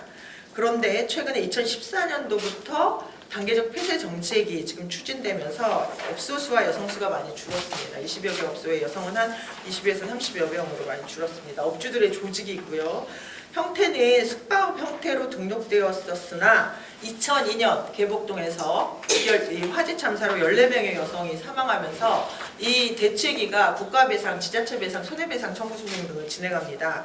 전주시가 여기에 책임지지 않기 위해서 숙박업을 모두 취소하면서 무등록 상태로 지금까지 영업이 되고 있습니다. 아주 오래된 직결지 무엇이 문제인가는 이나영 교수님 기조발제에서 너무나 잘 얘기해 주셨습니다. 저희는 지역에서 이 직결지 선미촌 해체를 할 때 이 부분의 공유를 굉장히 많이 합니다. 왜 이 해체를 얘기하는가? 거대한 성산업의 극히 일부인 이 직결지 뭐 이거 한다고 정말 성매매 문제 해결되는 거 아닙니다. 하지만 왜 해야 하는가에서 역사성과 장소성의 문제에 있어서 이제 역사성은 아까 말씀해 주셨고 장소성 여기 진짜 젠더 폭력 장소라고 여성 폭력이 지속적으로 일상적으로 발생하는 것이 장소가 되어버린 지역이 되어버린 곳이라고 생각을 하고요.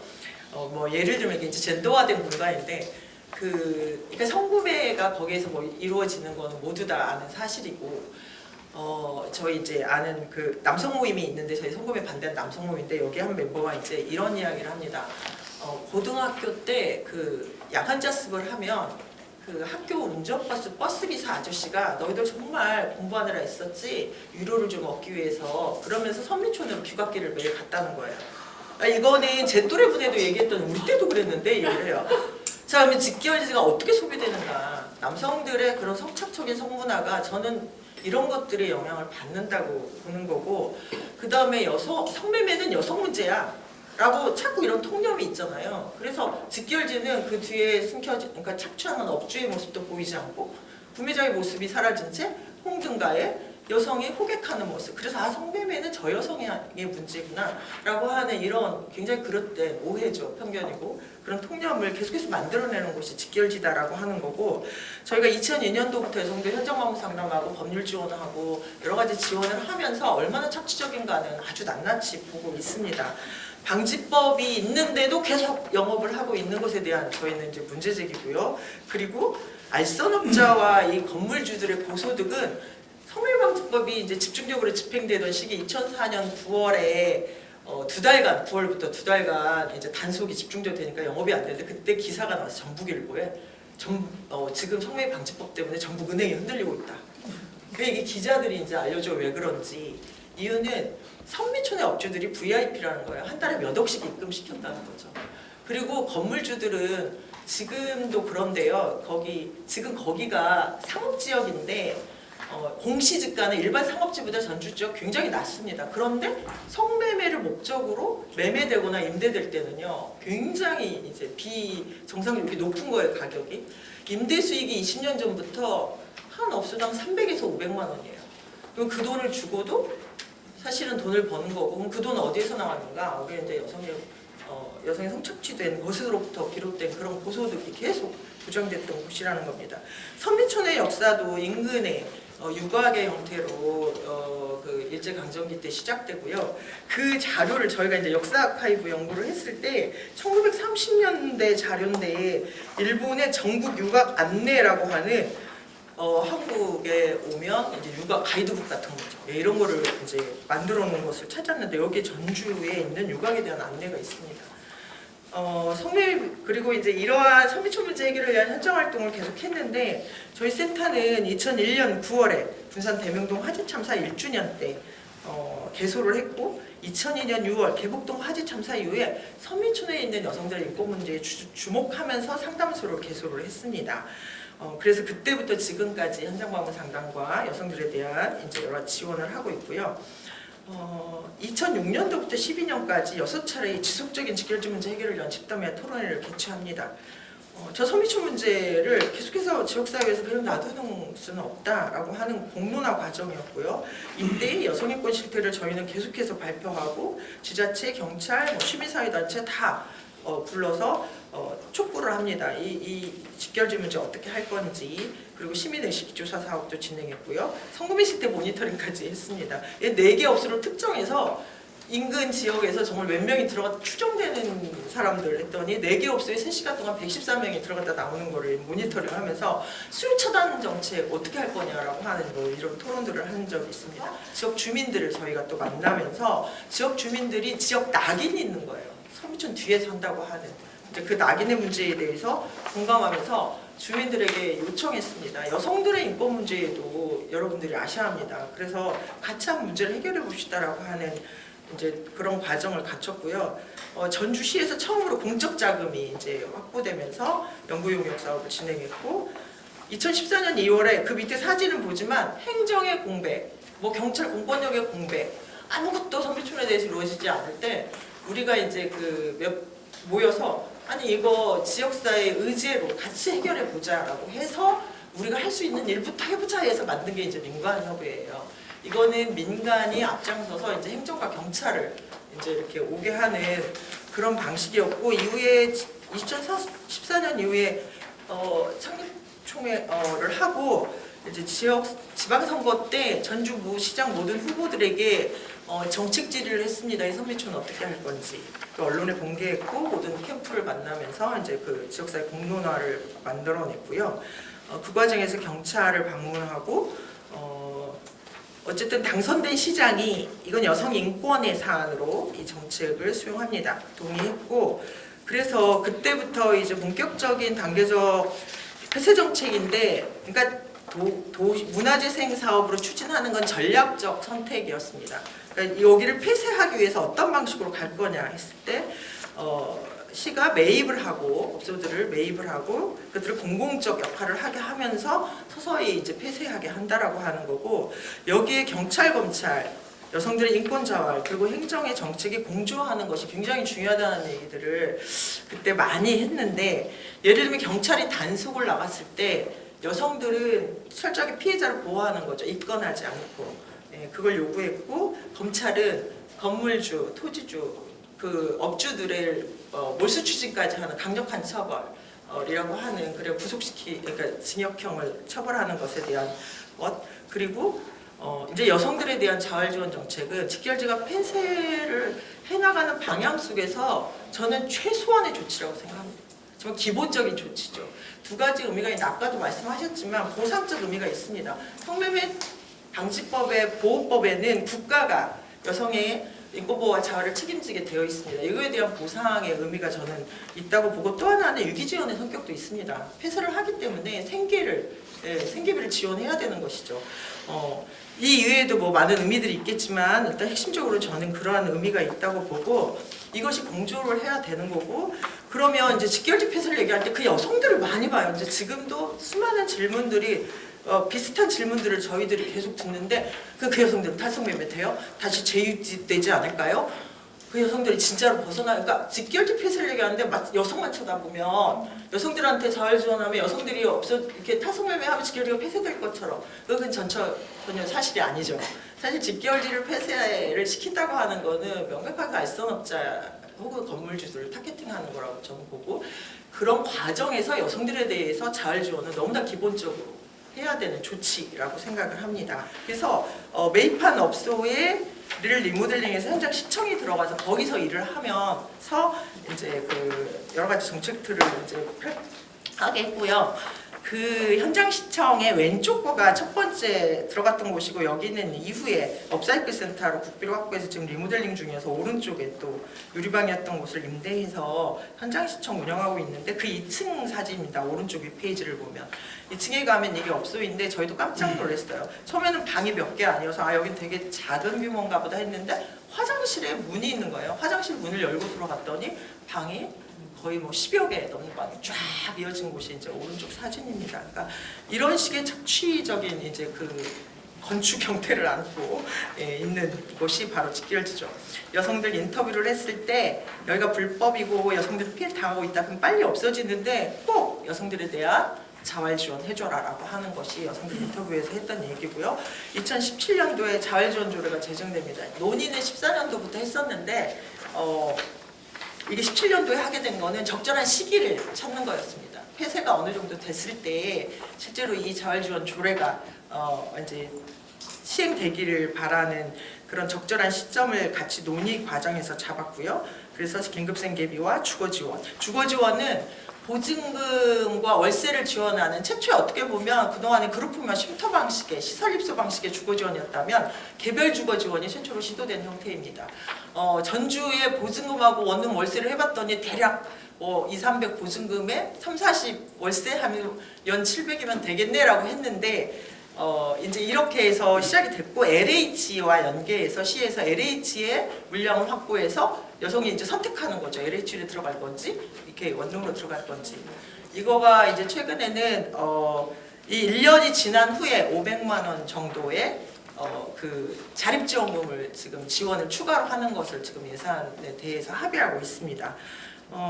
네, 그리고 이거는 그 밑에 보면 이제 저희 센터가 자활지원 센터까지 운영한 통합지원 시스템을 운영하고 있는데, 그러니까 이것만 하고 끝나는 게 아니라 이 과정 속에서 자활지원 센터에도 나와서 같이 이렇게 지원 받는 분들도 많이 계시고요. 1년 이후에도 이런 통합지원이랑 연계될 수 있다고 하는 겁니다.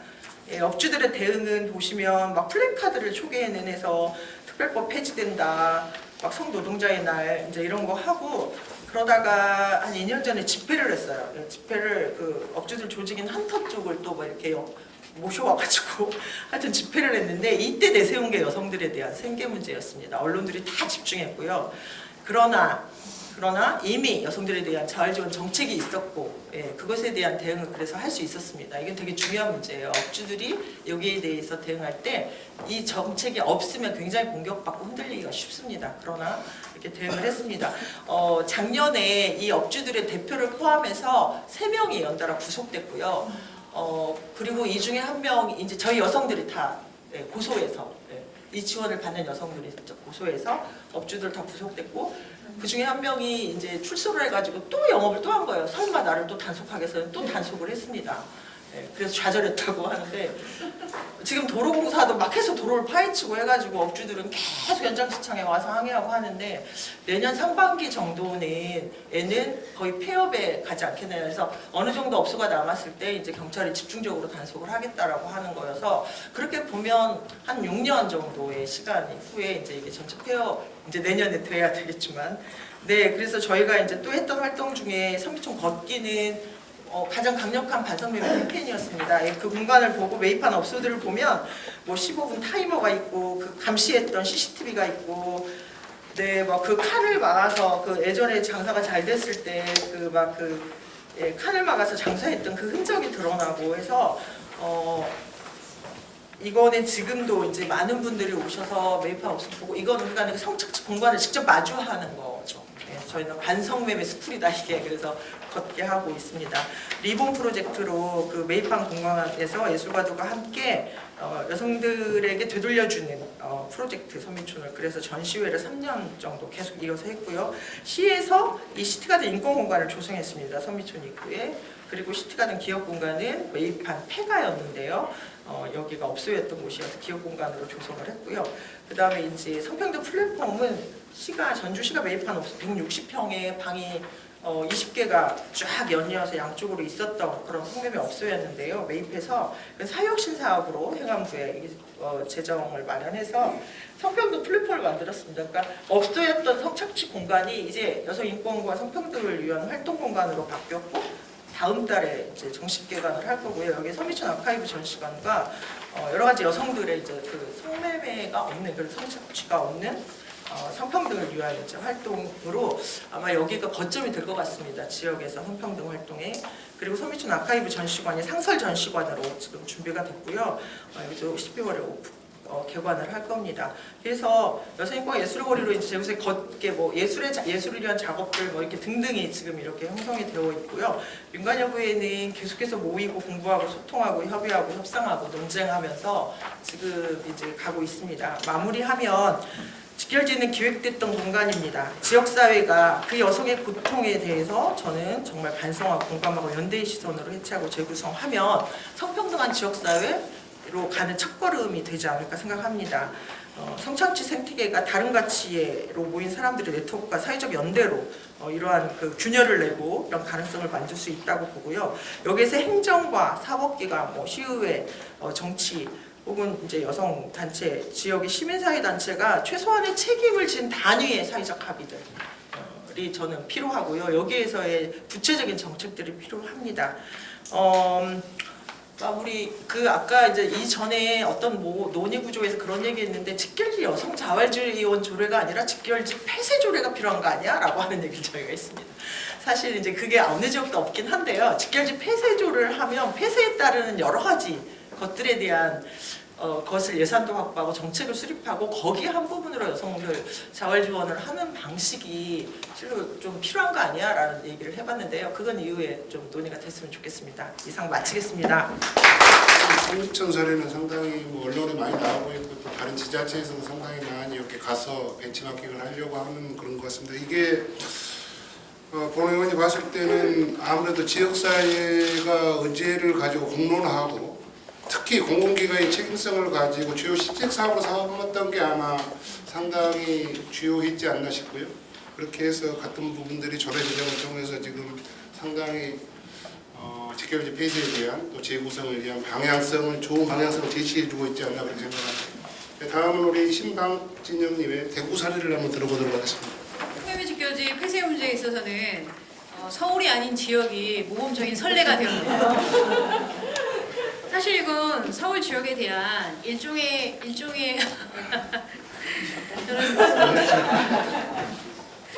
일종의 디스 또는 일종의 협박이기도 합니다. 왜냐하면 직결지가 이제 지역에서 이렇게 차례로 이렇게 없어지고 나면 이 직결지 문제는 서울이 집중되겠죠. 네, 그리고 사실 직결지 업주들의 모임에서도 일단 마지막 서울만큼은 끝까지 지켜야 된다라는 아마도 그런 엄숙한 각오가 있지 않을까 지금. 그래서 시간을 좀 더 줄수록 그들은 더 단단하게 그렇게 방어할 수 있도록 준비하고 있을 거라. 왜냐하면 저희가 다른 지역 갔을 때보다도 이 경기 지역하고 서울 쪽 직결지 토론회나 이런 거 할 때 훨씬 더 반발이 심했습니다. 왜냐하면 업주들이 가지고 있는 이권도 훨씬 더 크거니와 그 다음에 지금 무너지면 안 된다는 약간 절박한 심정들도 함께 더해져서 이후로는 훨씬 더 힘들어질 건데 그건 해가 갈수록 더하겠죠. 네, 그래서 그런 부분에 대한 준비를 과연 누가 할 것이냐. 근데 각 지역마다 이 주체들은 다 달랐던 것 같습니다. 어떤 곳은 민간 단체들이 훨씬 더 큰 목소리를 냈고 어떤 곳은 민간 관이 함께 협력했고 또 어떤 곳은 사실 민간 단체 없이 관만 움직인 곳도 있습니다. 그런데 서울 같은 경우에는 지금 사실 의원님들이 나서신 거죠. 의회가. 그래서 저는 잘하면 이전에는 사실 그렇게 생각했습니다. 행정이 나서지 않으면 절대 이거는 해결될 수 없다라고 생각하고 있는데요. 하지만 서울에서는 의원님들이 일단 의지를 가지셨기 때문에 의원님들이 주축이 돼서 없앨 수 있는 선례를 만들 수도 있지 않을까? 라는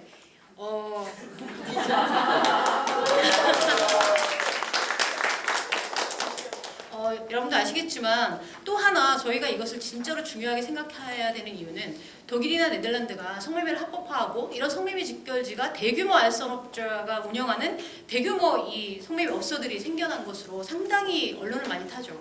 근데 실제 그 나라에 가보면 그 심심찮게 기사들도 많이 올라옵니다.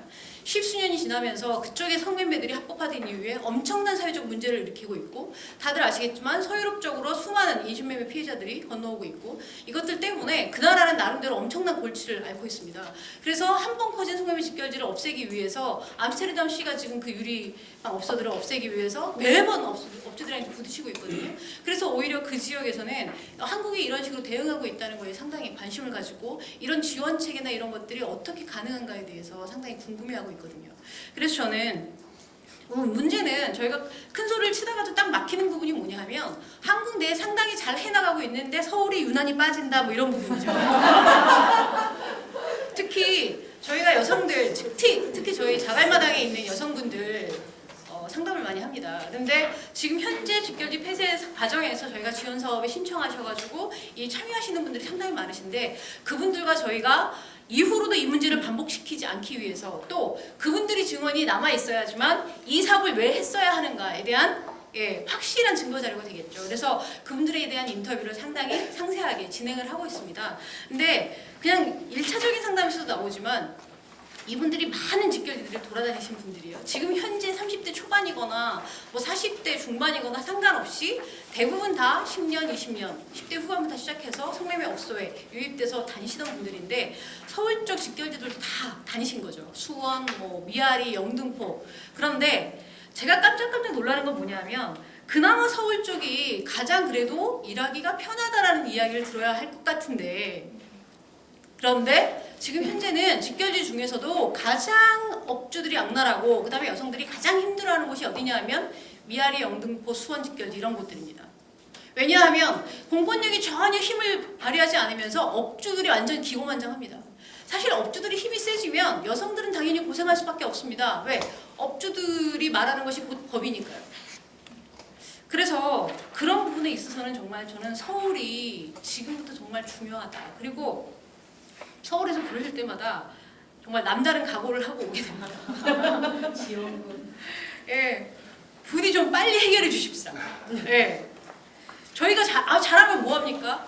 서울 업주들이 다시 지역으로 내려올 텐데요. 왜냐하면 이들은 다 연결돼 있기 때문이죠. 그래서 제가 준비한 자료는 꽤나 장수는 많습니다만 시간은 10분밖에 안 주셨잖아요. 그래서 그런데 이미 앞부분에 제가 5분을 썼다고 하니 자료들은 여러분들이 앞부분은 잘 보시면 될 것 같습니다. 이게 쭉쭉 넘어갈게요. 지금 현재 이런 과정들을 거쳐서 특히 앞부분에 뭐 이날 교수님도 설명해 주셨지만 대구 특히나 이 직결지 자료들을 저희가 모을 수밖에 없었던 거는 왜 직결지가 생겼는가에 대한 것이죠. 저희가 지금 성매매 직결지라고 부릅니다. 이제 더 이상 집창촌이라는 얘기 안 합니다. 왜냐하면 이 역사가 알려주는 게 뭐냐면 여성들이 모인 게 아닙니다. 업주들이 국가가 그 여성들을 모아놓은 거죠. 그러니까 여성들이 모여있는 집창촌이 아니라 국가가 정말 조직적으로 알선 업주들과 함께 공모하여 그렇게 모아놓은 장소라는 의미에서 우리가 꼭 성매매 직결지라는 용어를 써야 한다라고 이야기하고 있습니다. 그래서 그 역사들, 그렇게 직결지라고 불러야 하는 이유들을 모아놓은 게 사실 성매매 직결지가 어떤 식으로 생겼는가에 대한, 특히 가장 우리 민족이라면, 아니 우리 한국 국민이라면 부끄러워해야 될 부분이 그거 아닙니까? 일본이 만들어 놓은 많은 것들을 우리가 전부 다 정말로 적폐청산해야 된다고 하는데 그 중에 가장 지금까지 남아있는 일본이 만든 가장 큰 적폐는 바로 성매매 직결지입니다. 예. 그리고 사실 성매매 직결지를 포함한 성매매업 자체이죠. 한국에 있는 모든 성매매 산업들, 아까 그 귀청소방 얘기도 나왔는데 그 모든 것들이 다 어디서 오고 있냐면 지금 현재도 일본에서 건너옵니다. 그리고 일본이 일본군 위안부 문제 그렇게 심각하게 생각하는 이유는 뭐냐면 일본은 아직도 여전히 성매매 산업이 자국 국민들을 통제하는 저는 가장 강력한 수단이 되고 있다고 생각합니다. 남성들은 구매자로 만들고요. 여성들은 성매매하도록 만드는 거죠. 현장에 가서 보면 저는 정말로 끔찍합니다. 그건 근데 여성들에게만 끔찍한 게 아니라요. 남성들에게도 동일한 의미에서 끔찍합니다. 남성들은 성구매하기 위해서 돈을 버는 존재가 되니까요. 삶이 너무 끔찍하지 않습니까? 기껏 성구매하기 위해서, 그리고 자기보다 더 취약한 사람을 착취하기 위해서 돈을 번도록 만드는 거예요. 그러면서 다른 정치적인 의식이나 이런 거 못 갖도록 만드는 거예요. 이거 솔직히 말해서 저희가 경험한 아까 얘기했던 사내시 정책 딱 그 시절을 보는 것 같습니다. 그런데 저희한테 가장 강한 영향력을 행사하고 있는 게 바로 그 부분인 거죠. 그나마 한국은 거기서 벗어나기 위해서 저희는 한국의 여성들이, 아니 남성들도 훌륭할 수 있는데 자꾸 그것을 기회를 저버리시는 거 같고, 다행히 여성들이 훌륭하기 때문에 성매매에 대한 문제를 사실 남성 여성을 포함해서 모두를 위해서 강력하게 주장하고 있는 겁니다. 그래서 의원님들이 지금 하시는 일은 실제로 여성 문제를 해결하는 게 아니라요, 우리 한국의 남성 문제를 해결하는 겁니다. 남성들의 불행한 삶을 개선시키려고 하는 일이죠. 네, 그래서 남자가 좀 하나요? 네, 그래서 저는 그런 사명감을 갖고 성매매 직결지 폐쇄 문제를 접근하시면 좋겠다. 네, 이렇게 생각하고요. 쭉 자료들 뒤로 넘어가시면 네, 64쪽에 보시면 어쨌든 저희는 시민단체가 중심이 돼서 폐쇄를 위해 시민단체를 발족했습니다. 왜냐하면 사실 우리가 없어도 직결지는 바로 없어질 것 같았습니다. 개발 들어가면 사실 부동산 이익이 더 크다고 생각되면 업주들은 당연히 개발하죠. 그러면 당연히 그냥 저절로 없어집니다. 천호동 같은 경우가 그거 아닙니까?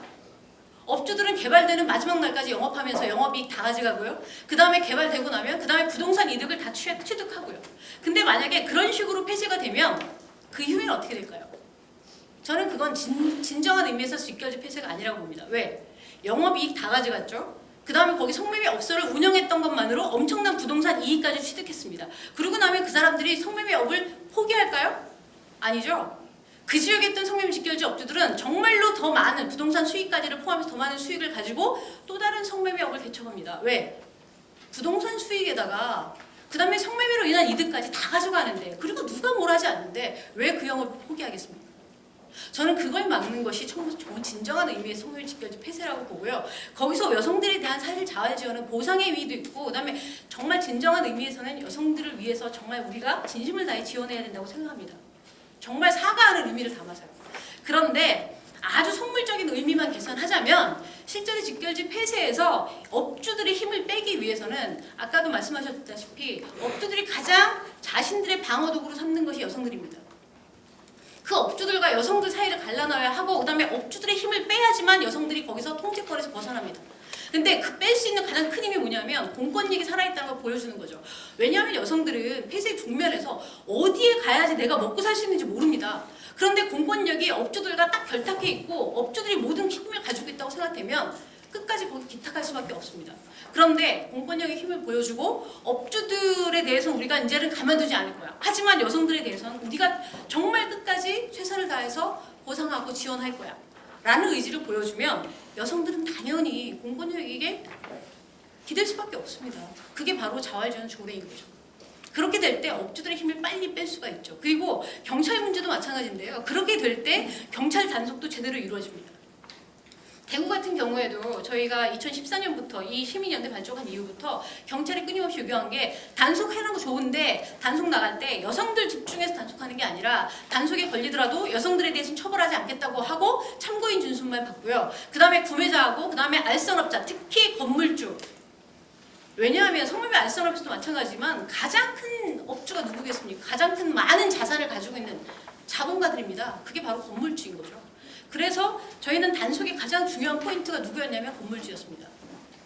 그래서 그 향후 몇 년 동안 단속에 사실 저희는 그래서 구경찰서, 그러니까 경찰청 그러니까 경찰서 단위로는 이게 안 되는 게 경찰서는 이미 이 알선업주들과 오랜 동안의 관계를 맺어왔기 때문에 당장에 돈을 받지 않더라도 안면에 바치고 그래서 제대로 단속을 할 수가 없어요. 그래서 전혀 한 달이 건너 있는 경찰청에 나서서 사실 그 협회장이나 이런 사람도 불문하고 가장 힘 있는 업소부터 단속해가지고 그들이 건물주들이 다 처벌받으면서 사실은 본인들이 앞장서서 빨리 돈을 좀 덜 받더라도 개발해야 되겠다. 왜? 그렇지 않으면 계속해서 단속 들어오고 그 다음에 실제로 건물주들이 처벌받으니까 상속도 못 해주고 그 다음에 정가자 낙인 지키고 하니까 건물주들이 영업권을 포기하고 오히려 매매를 내놓고 이런 일들이 생기면서 사실 급속도로 무너졌거든요. 그러면서 여성들의 이 저희에 대한 신청이나 이런 자활전 신청도 늘어났고요. 그래서 이런 것들이 이런 것들이 함께 가야지만 이게 마련될 수 있고요. 특히 여기 의회에서 모여 계시니까 저희 67쪽 보시면 저희가 성매매 직결지 폐쇄 TF팀 추진단을 만들었는데 최초에 2015년에 만들 때는 그러니까 구청을 중심으로 만들었습니다. 잘 진전이 안 됐죠. 그리고 시는 아주 작은 역할만 맡았습니다. 그러다가 그 이후에 68쪽에 보시면 밑에 써놨지만 67쪽 밑에 2016년 1년 후에는 대구시가 중심이 돼서 시와 구청이 함께 연대해서 단장을 정책기획반이 누구냐면 대구시에서 시장이 특별히 임명한 그러니까 가장 실세인 부서의 장을 그 단장으로 하고 그 다음에 부구청장이 함께 맡았습니다. 그래서 시하고 구가 사실은 여기 지금 공무원들도 여성정책 지원하는 사람들만 계속 불러가지고 직결지 폐쇄해서 자활전 조례만 얘기를 해요. 근데 실제로 그게 중심이 아니잖아요. 모든 부서들이 함께 해야 되고 정말 힘있는 행정부서에서도 가장 힘있는 사람이 이 역할을 맡아야 되고 그래야지 공무원들도 쫄지 않고 사실은 알선 업주들한테 대응할 수 있습니다. 왜냐하면 공무원들이 알선업주들 제일 무서워하는데 왜냐하면 딱 그 이 일을 맡은 실무를 맡은 공무원 맨 한두 명한테 집중이 되면 알선업주도 그들도 무서워하거든요. 타겟팅이 되면. 근데 이게 진짜로 전체가 함께 움직이고 있고 이것에 대해서 우리가 든든한 뒷배경이 돼주겠다. 이런 약속이 있어야지만 공무원들도 움직일 수 있습니다. 경찰도 마찬가지고요. 그래서 그런 분위기를 만들었던 건 그나마 대구시가 상당히 정치적으로는 많은 욕을 먹고 있지만 직결지 폐쇄에 있어서는 경찰이나 특히나 검찰청도 마찬가지고요. 예, 건물주 그 처벌 내용에 있어서는 그러니까 판결문까지도 상당히 잘 만들어내면서 그래도 빠르게 이 개발 과정에서 업주들의 힘을 뺄 수 있었고 그 다음에 영업은 서로 못하면서 오히려 알선 업주들끼리 힘이 빠지니까 서로 그 다음에 뭐가 나오냐면 본인들끼리 싸웁니다. 그래서 PD수첩이나 이런 데도 가장 많이 제보되고 가장 많은 사건이 오르락내리락하는데 자갈마당인데 그게 왜냐하면 업주들이 강력한 힘을 가졌던 그 조직폭력배의 업주들이 가장 힘이 빠졌기 때문에 서로 그런 자중질환이 일어난 거죠. 그래서 어쨌든 서울시는 마무리를 각성하셔야 되고요. 의원님들이 그 구심체가 돼서 이 싸움을 잘 해나가 주시기를 바랍니다. 네. 우리 기조발제와 세 분 사례 발표자들에 대한 우리 토론자들의 의견을 한번 들어보도록 하겠습니다. 먼저 우리 서울시의회 기획경제위원회에서 활동을 하고 계시는 권수정 의원님의 토론을 듣도록 하겠습니다. 앞에 발제와 사례 발표를 듣고요. 이 문제를 지방인 전주와 대구에서 이렇게 치고 나가는 과정에서도 적극적으로 아무것도 지금 심정이 담아내지 못했다고 지금 말씀하시는 걸 듣고 있자니 참 마음이 아픕니다만 그래도 이것을 관심 가지고 열어주신 이준영 의원님과 또 옆에 전략을 맡아주신 강동길 의원님 같은 경우는 이제 소속된 게 저와 같이 기획경제위원회와 행정자치위원회십니다. 그래서 어찌 보면 서울시에서 가장 강력하게 일을 추진할 수 있는 부서의 두 남성 의원님들께서 여기 함께 하고 계시다는 걸 조금 더 좀 강하게 말씀을 드리면서 사실 이 직결지 문제 관련해서는 계속 얘기 나왔지만 국가의 용인이나 국가의 또 폭력적인 모집, 뭐 자본주의의 이런 유지를 위한 관리 이런 것들이 없었다면 가능하지 않았던 구조라는 걸 우리가 다 알고 있는 거잖아요. 그리고 저도 처음에는 이게 그쪽에서 이제 종사하시는 분들 관련해서 이제 생각할 때 왜 저렇게 어린 나이 아니면 저 나이 들어서까지 왜 나오지 못하고 의지도 박약하게 왜 다른 일도 많은데 뭐 이렇게 쉽게 생각했던 시절이 저도 있었습니다. 근데 그게 아니라 그거는 정말 제가 생각하던 자활, 제가 생각하던 자립이었다라는 것들을 확인하는 과정이 쭉 있었던 거고요. 완성해 나가지 않은 사람들에게 삶을 주도적으로 끌어갈 수 있는 힘을 주지 않은 구조를 만들어주지 않고 그 세상으로 나와서 그 폭력 현장에서 벗어날 수 있다라고 얘기하는 것 또한 폭력이구나 이런 생각을 좀 많이 했었고요. 아까 이나희 교수님께서 말씀하셨던 인종화라는 거에 대단히 머리를 한 대 또 맞았는데 그 뭐 자격증 하나 주고 일정한 졸업 뭐 할 수 있는 것들을 만들어 준다고 해서 해결된 문제가 아니라 그 사람과 사람이 교감할 수 있도록 그래서 뭐 산섬 건반 속에서 같이 소주도 한잔 마시고 눈물도 같이 흘리고 같이 시장도 보고 막 이러면서 이제 삶을 구성해가는 교감들 뭐 경로마다 그 희로애락들을 같이 만들어갔던 그런 과정들 이런 것들을 다 할 수 있도록 구조화 시켜주는 것들이 있지 않으나 이게 어느 정도 가능할지에 대해서 사실 일정 정도는 답답한 부분이 없지 않아 있습니다. 그럼에도 불구하고 그 시작점을 만들어 나가는 것이 우리 정책에서 또 할 수 있는 한 최대한 만들어 봐야 되는 지점일 거라 생각해서 저희도 서울시 안에서 이제 성매매 피해자 등 지원을 강한 지원 등에서 특히 주거 및 교육 훈련과 관련해서 지원할 수 있는 방안들이 무엇일까라는 것들을 좀 검토해 봤던 부분이 좀 있습니다. 내용은 토론문을 좀 참고하시면 될 것인데요. 근거 법률 및 지원 현황과 관련해서는 앞쪽에 좀 기술해 놓았습니다. 근거 법률은 성매매 방지 및 피해자 보호 등에 관한 법률, 그중에서 국가 등의 책임에 보시면 될 것 같고 그중에서 3조 4항 같은 경우에 성매매 피해자에 대한 주거 지원이나 직업 훈련, 법률 구조 및 그 밖의 지원 서비스 제공에 저희가 좀 천착한 부분이 있습니다. 이것과 관련해서 이미 지원되고 있는 현황을 좀 살펴보시면요. 특히 성매매 피해자 등에 대해서 각종 질병 등 치료비, 선불금 등 법률 문제 해결을 위한 비용 그리고 창업, 취업을 위한 직업훈련비 등으로 1인당 760만 원을 지원하고 있는데 그중에 이제 국비와 시비의 매칭이 이제 50대 50으로 지금 지원하고 있습니다. 그리고 그 주거 지원과 관련해서도 자활 조건이 충족된 성매매 피해자 등을 대상으로 하여서 지금 숙직 제공이나 직업교육 및 취업 알선, 그룹홈 등에서 그 지원을 하는 곳이 있습니다. 현재 한 20곳 정도에서 시설이 운영되고 있고 입소한 정원은 한 132분 정도가 입소해 계십니다. 예산으로 보면 서울시가 지금 성매매 피해자 등에 대한 지원 예산이 한 72억 원 정도이고요. 이것도 국비와 시비가 매칭되어 있습니다. 시비가 훨씬 더 많이 들어가고 있는 상황이고요. 지원 시설 및 상담소 운영과 관련해서도 62억 정도가 지금 지원되고 있습니다. 그 공공임대 주택과 관련해서는 저희가 조례와 관련해서 검토를 좀 진행해 보았는데 저희가 확인한 바로는 이게 공공주택 특별법 시행규칙 제14조, 15조, 그다음에 별표 이렇게 해가지고 거기에 입주 자격이 별도로 특별법 시행규칙에 들어가 있어서 상위법과 부딪히는 부분이 좀 있어 저희가 그 공공임대주택의 규정상 지원에 필요한 조례를 반영하는 건 어렵지 않을까라는 저희가 내부적 판단을 좀 한 부분이 없지 않습니다. 그런데 아까 전주시의 사례를 보았을 때 LH의 주거 지원이나 이런 것들 담았다는 말씀을 들어서 저희가 놓친 부분이 무엇일까 다시 한번 좀 확인할 필요가 있을 것 같고요. 가능한 부분이 있다면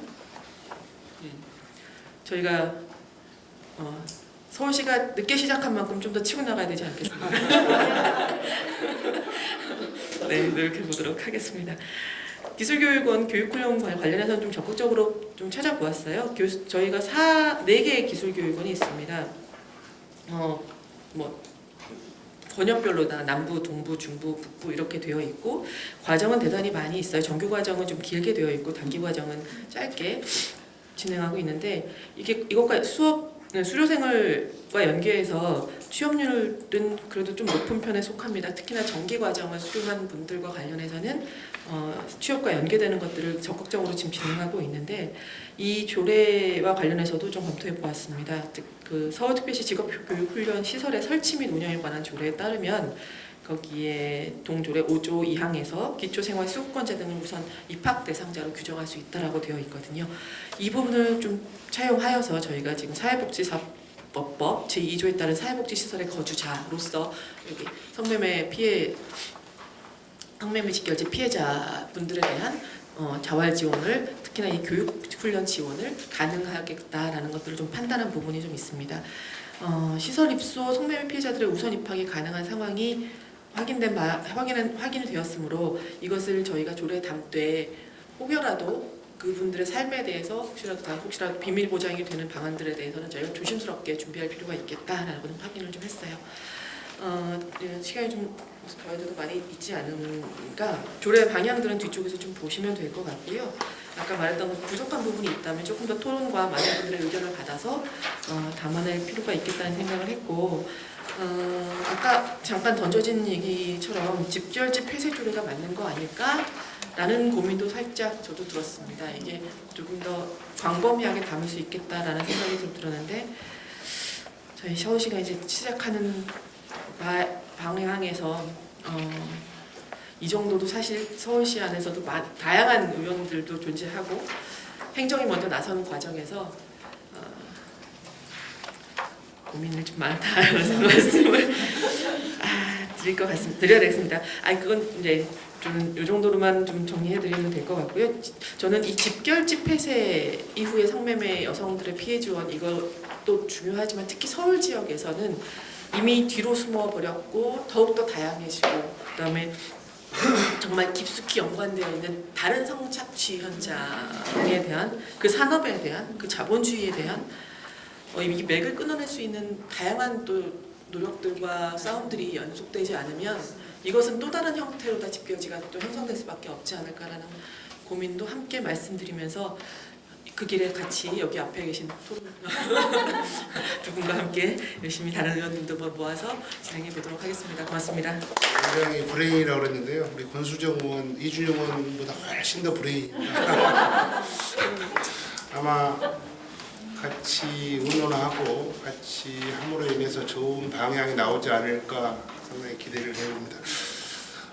우리 의회에서 이렇게 했으면 우리 행정은 또 어떻게 이러한 내용들을 방향성을 담아낼지 우리 서울시 과장님, 김순희 과장님의 한번 의견을 들어보도록 하겠습니다. 네, 안녕하십니까. 서울시 여성권익 담당관 김순희입니다. 앞서 발제와 그 사례 발표 내용 그리고 토론 내용까지 잘 들었습니다.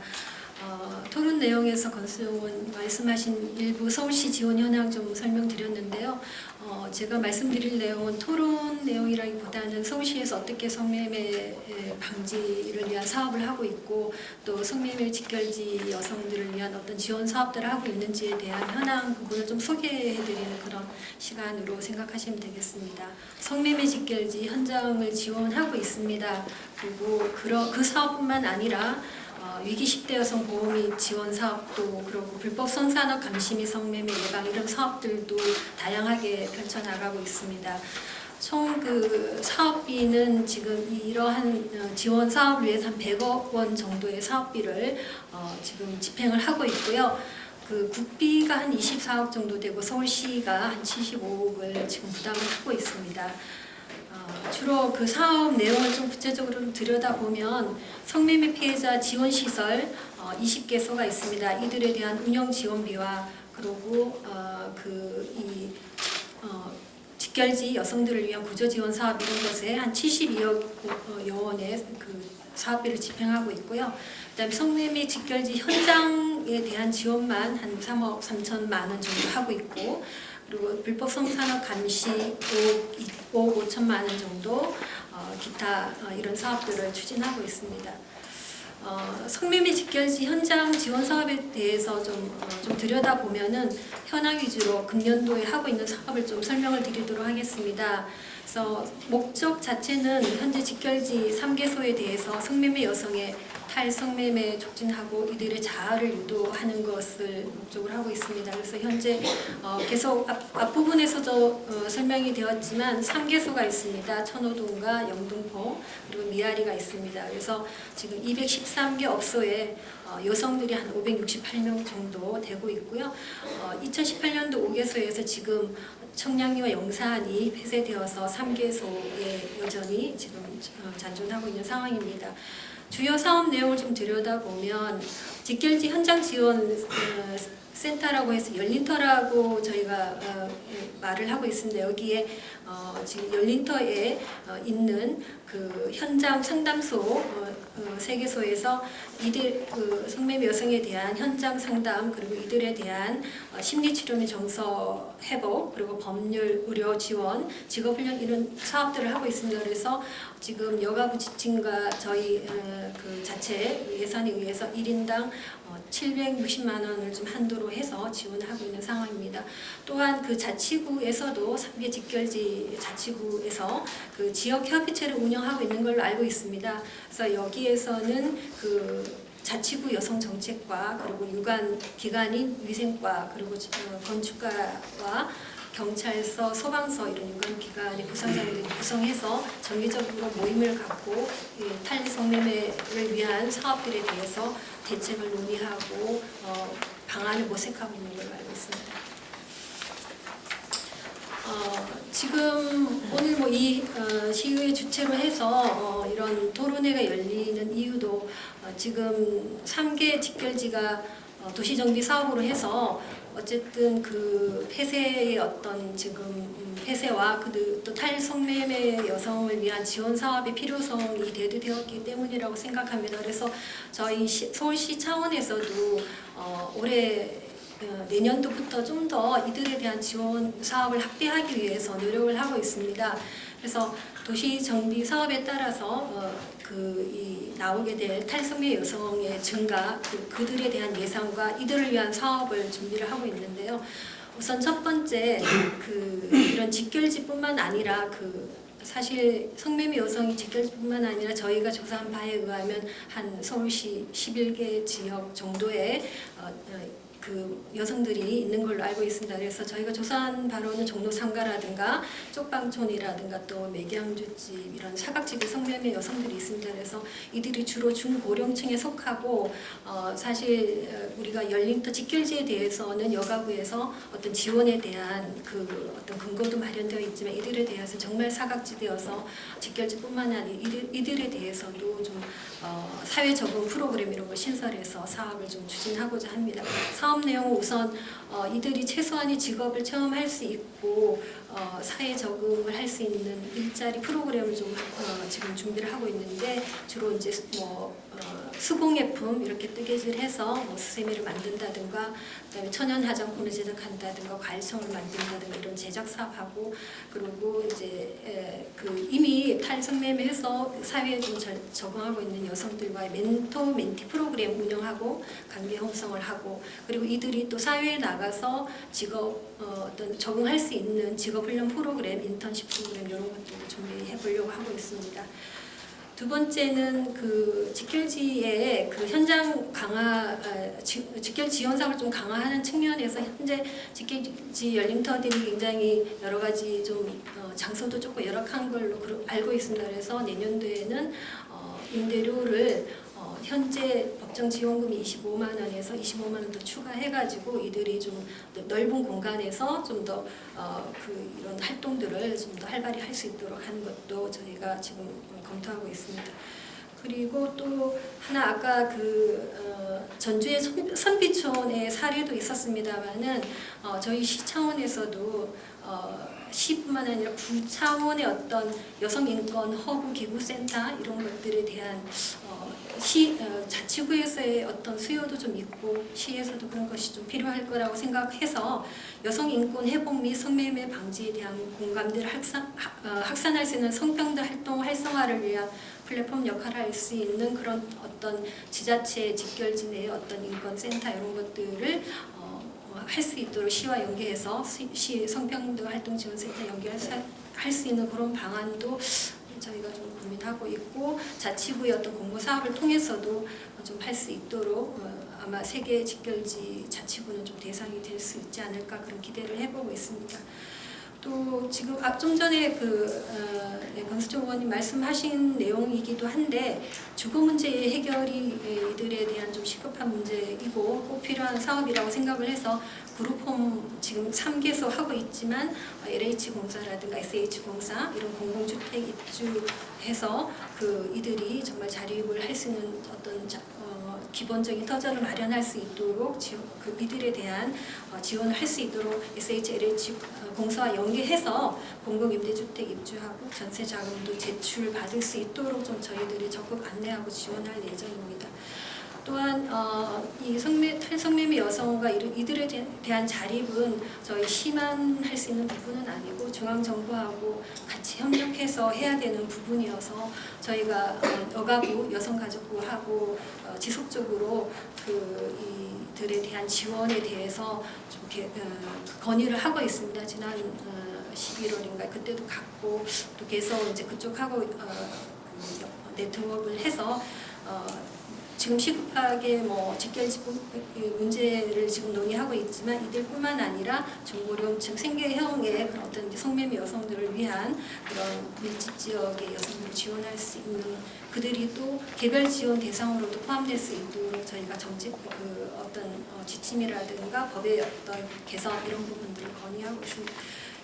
저희 시에서도 열심히 노력하고 있고 또 어떤 지금 현재 직결지의 문제점들을 잘 이해하려고 노력하고 있습니다. 그래서 내년도부터는 더 많이 지금보다 확대해서 이들에 대한 지원과 또 자치구와 협력해서 잘 할 수 있도록 하고 있다는 것을 말씀드리는 걸로 이상 마치겠습니다. 하나로 좀 엮어지는 그 과정들이 좀 필요할 것 같고요. 그게 이제 앞으로 우리가 서울시 의회와 행정이 함께 서로 머리를 맞대고 해야 될 일이 아닌가 싶고요. 자, 오늘 기조 발제를 해주신 분, 또 사례 발표해 주신 세 분과 토론에 의견을 주신 우리 여섯 분인가요? 예, 6분께 먼저 큰 박수 한번 부탁드리겠습니다. 네, 우리 강청석의 자유토론 시간인데요. 시간 관계상 한 몇 분 정도만 우리 한번 의견을 들어보도록 하겠습니다. 의원님께서 내신 토론문에 굉장히 많은 제안들도 해주셨는데, 실제로 지금 쟁점은 이 부분을 이제 하나의 다른 조례 형태로 갈 건가, 아니면 여성폭력 서울시에 있는 여성폭력 방지 및 피해자 보호에 관한 지원 관련 조례를 이번에 이제 새로 여성폭력 방지법이 새로 만들어지니까 거기에 넣어서 이 부분을 넣을 것인가라고 하는 지금 초안을 좀 내신 것 같아요. 그래서 이 초안이 굉장히 저희들도 이제 많이 좀 미리 봤으면 의견을 많이 낼 수 있었을 텐데, 이것이 이제 개인적인 의견이신지 아니면 앞으로 이걸 갖고 어떤 방식으로 추진할 것인가 라고 하는 게 좀 궁금해서 질문이고요. 그 다음에 덧붙여서 이렇게 안을 내시면 안 될 거다라고 하는 말씀을 좀 드리려고 마이크를 잡았습니다. 그러니까 지금 문제는 뭐냐면, 저희가 왜 이거를 기본에 이 성매매방지법이 있음에도 불구하고 각 지역마다 조례를 만들 수밖에 없었는가라고 하는 역사성은 앞에 계시는 발제자분들이 많이 해주셨지 않습니까? 그래서 이 현실적인 판단과 현실적으로 이제 선택을 하게 되는 과정들이라서 이것과 관련해서는 지금 내용이 나와야 되는데, 지금 특히 개정안에 내신 것도 성매매 피해자 등으로 표현하지 않고 가게 됐을 때 이것이 포괄하는 범위 이런 게 되게 문제가 되거든요. 그리고 특별히 이거를 서울시에다가 요청한 이유가 있습니다. 실제로 왜냐하면 성북구도 이미 조례를 만들었고, 지금 다른 구청들도 이제 구 단위별로 지금 강 의원님 계시는 그구도 이런 문제 때문에 이 얘기를 하게 된 것인데요. 저희가 이거를 할 때마다 계속해서 자치구에서는 이거는 좀 서울시가 이게 좀 약간 뚜껑을 씌웠으면 좋겠다. 그러니까 그건 결국은 뭐냐면 집행을 하려면 자치구마다 어려움이 있다라고 하는 얘기를 하고 있는 거거든요. 그렇다고 해서 서울시가 이 모든 걸 해결할 수는 없지 않습니까? 그랬을 때 지금 광역 단위로 이 조례를 만든 것이 대구가 처음이었고요. 그 다음에 광주가 이걸 만들었거든요. 광역 단위로. 그래서 이런 것들이 있고, 이것이 포괄하는 범위가 있어요. 근데 이 포괄 범위의 논쟁은 앞으로도 계속 이어질 것 같습니다. 지금 아까 우리 여기 여성 쪽 담당하시는 과장님도 그 뭐 사업을 이렇게 또 확대해야 된다, 포괄 범위를. 왜냐하면 집결지라고 하면은 지금 있는 서울 같은 경우도 꼭 세 군데만 왜 들어가야 되느냐라는 문제의식이 분명히 제기되거든요. 그랬을 때 이 조례가 포함하고 이 조례가 가지고 갈 수 있는 영역이 어떤 건가라고 하는 부분이 있기 때문에 좀 이것이 조금 더 논의를 많이 거쳐서 빠른 시간 안에 거쳐서 현실성 있도록 갔으면 좋겠고요. 저는 그래서 이게 이제 기본적으로 독립적인 내용으로 한시적이라 하더라도 어떻게 적용돼야 되는 거기 때문에 가야 되는 것인데, 그거를 하기 위해서는 서울시가 적극적으로 협조를 해야 된다고 생각이 들어집니다. 실제로 의원님들이 이거를 냈다 하더라도 예산이나 이런 데 있어서 전혀 반영이 안 됐을 경우에는 실제로 할 수가 없거든요. 지금 성북구가 아주 대표적이지 않습니까? 조례는 만들었지만 실질적으로 구체적으로 시행할 수 있는 내용을 만들지 않았기 때문에 그냥 내버려두는 형태가 되거든요. 예, 그래서 저는 이 내용을 만들어 주신 것은 되게 이제 감사한데, 이것에 대해서 조금 더 협의를 필요하고 내용을 좀 구체적으로 해주셨으면 좋겠다라는 생각이 들었고요. 다른 것도 또 할 얘기가 많지만 일단 시간이 없으니까 일단 우리 권수정 의원님한테 질문 겸 의견 좀 듣고 싶었습니다. 도시재생 관련해서 지금 사업이 진행되는 와중에 최초로 사실은 시작하는 토론회였습니다. 그렇기 때문에 기초적인 자료로서 제안을 드린 부분이 있는 거고, 많은 의견들을 수렴해서 이 부분을 뭐 결정적이다라는 말씀을 드리진 않아요. 당연히 저희가 제안할 수 있는, 특히 행정이 담을 수 있는 가장 어떻게 보면 밑바닥부터 시작해서 차곡차곡 쌓아간다는 과정이라고 좀 보아주시면 좋을 거라는 생각이 들고요. 조례와 관련돼서 적용받는 대상, 이 부분은 언제나 어느 조례나 참 많은 고민이 담기기 시작합니다. 그래서 말씀하신 것처럼 한시적 독립조례로서 어떤 기능을 할 수 있는 것과 포괄적으로 담을 수 있는 것을 병행할 수도 있을 거라는 생각이 좀 들고요. 관련해서 조금 더 첨언해서 우리 이준영 의원께서 얘기를 좀 주실 거예요. 실제 그곳에서 거주할 수밖에 없는 조건이신 분들이 사회로 나오려고 할 때 뭔가 우리가 준비를 해야 된다. 그게 첫 번째 저한테 주문하셨던 거여서, 제가 이 조례 개정안에 담으려고 했던 부분은 일단 대상이 그런 이제 그곳에서 주거를 할 수밖에 없는 상황에서 일을 하시는 분들이 이 사회로 나오려고 할 때 우리가 무엇을 준비해야 될 것인가, 그게 이제 첫 번째였기 때문에 그 이슈를 가지고 준비를 했었던 상황이 이제 이 조례를 개정하는 건이었습니다. 그리고 사회에서 어떤 논란을 일으키지 말자라는 것과 대상을 그렇게 한정했던 곳이 있었기 때문에 이 조례는 이 내용이 이 정도밖에 안 되는 거고요. 지금 이제 오늘 뭐 대구라든지 전주 사례를 들으면서 다시 한번 고민을 하기 시작했습니다. 그래서 지금 말씀하신 질문에 대한 대답을 드릴 수 있는 건 이 정도 수준일 것 같다는 것 같고요. 다시 지금 들은 얘기를 가지고 또다시 고민을 시작하도록 하겠습니다. 죄송합니다. 우리 서울시 의회와 행정이 또 여러 번 머리를 맞댈 것이고 거기에 대한 고민들이 있을 거라고 봅니다. 시간 관계에서 한 분만 더 우리 방청석에서 한번 듣도록 하겠습니다. 저희 영등포 작년도에 10월경에 집결지 어떤 폐쇄, 정비라 용어로 좀 아무튼 좀 그렇지만 아무튼 그런 하기 위한 이제 첫발할 때는데, 지금 이제 거의 1년이 돼가는 시점 보면은 굉장히 현장에서 어려움이 많더라. 저희들이 경찰하고 소방서, 세무서, 관계기관과 이제 합동으로 이제 TFT 구성했었고, 또 공조를 위한 다양한 노력을 했습니다만은 각자의 바라보는 시선이 한 방향을 보지는 않더라라는 이제 점에서 많이 어렵다는 거죠. 그래서 이제 제가 좀 바라고 싶은 것은, 아까도 여기 지금 이제 그 발제하신 분들, 토론하신 분들 지원 쪽에 많은 말씀하셨는데, 아까 우리 저기 그 송경수 님처럼 폐쇄를 위한 어떤 그런 정책, 폐쇄를 위한 조례, 지금 서울시가 지금 지원에 관한 조례를 지금 또 준비합니다만은 조금 더 시간이 좀 걸리더라도 폐쇄를 위한 쪽으로 정책을 좀 봐서 가는 게 좋지 않겠냐라는 것을 말씀 좀 드리고 싶고요. 또 지금 이 사안은 자치구만으로는 굉장히 좀 한계가 있습니다. 그런 관점에서는 시민단체, 또 서울시, 또 중앙정부가 같이 인식을 또 같이 해야 되고, 특히 시민단체가 서울시하고 중앙정부에 많은 좀 부담을 줘야 된다라는 말씀을 좀 드리고 싶어요. 물론 이제 그 서울시에서도 뭐 어떤 지원을 위한 그런 다양한 예산을 좀 많이 쓰고 하지만, 그 서울시하고 또 자치구의 시각도 조금은 좀 다를 수 있다라는 말씀을 좀 드리고 싶은 사항은, 어쨌든 각 이제 자치구에서는 우선 폐쇄와 지원 같이 병행을 해야 되겠지만 일반 그 시민들 관점에서는 도시미관, 도시미지 관점에서는 폐쇄에 많은 어떤 시각을 좀 두고 있다는 점에서 좀 더 경찰과의 관계, 또 사실 자치구에서 경찰 소방과의 관계는 나름껏 하고 있지만 공조가 조금 좀 미약해지고 일부 또 균열이 생기고 하는 그런 점이 있다 보면 서울시 단위에서 경찰청, 서울시경와의 관계에서 좀 더 유기적인 협조와 공조 체제가 필요하다는 점을 말씀을 좀 드리고 싶고, 이 점은 다시 한 번 말씀드리지만 서울시와 중앙정부, 특히 서울시에서 좀 더 적극적인 관점에서 경찰과 소방, 관계기관들과의 어떤 협조 체계를 해주십사는 말씀을 좀 드리겠습니다. 네. 오늘 기조 발표와 사례 발표 또 토론해 주신 분들 마지막 의견을 듣는 걸로 해서 오늘 정책 토론을 마치도록 하겠습니다. 자, 오른쪽부터 차례대로. 예. 기대를 너무 가지진 않겠지만 그래도 우리가 희망을 가지고 같이 힘을 모아서 나갔으면 좋겠습니다. 감사합니다. 제가 이제 얼마 전에 읽은 기사에는 서울시가 저희 성매매 집결지에 있는 한 공간을 매입을 해서 문화공간, 역사문화공간을 만들 계획을 하고 있다라는 걸 제가 기사를 봤어요. 기사를 봤는데 이제 거기서는 명확하게 뭐라 그러냐면 여기는 성매매에 대한 거는 절대 뭐 걸지 않겠다라고 얘기를 했거든요. 그래서 저는 서울시에 부탁드리고 싶은 거는 뭐 향후 계획 안에 집결지 내 뭐 자치구 여성인권 허브기구를 만들겠다라는 게 들어가 있기 때문에 지금 청량리 어떤 한 공간을 사실은 서울시가 그런 계획을 하고 있잖아요. 경제 살리기라는 명목으로 청량리도 생각을 해 주십사, 그리고 그 자리를 마련해 주십사라는 거를 부탁드리고 싶습니다. 전 여행 동지들과 함께 가도록 하겠습니다. 감사합니다.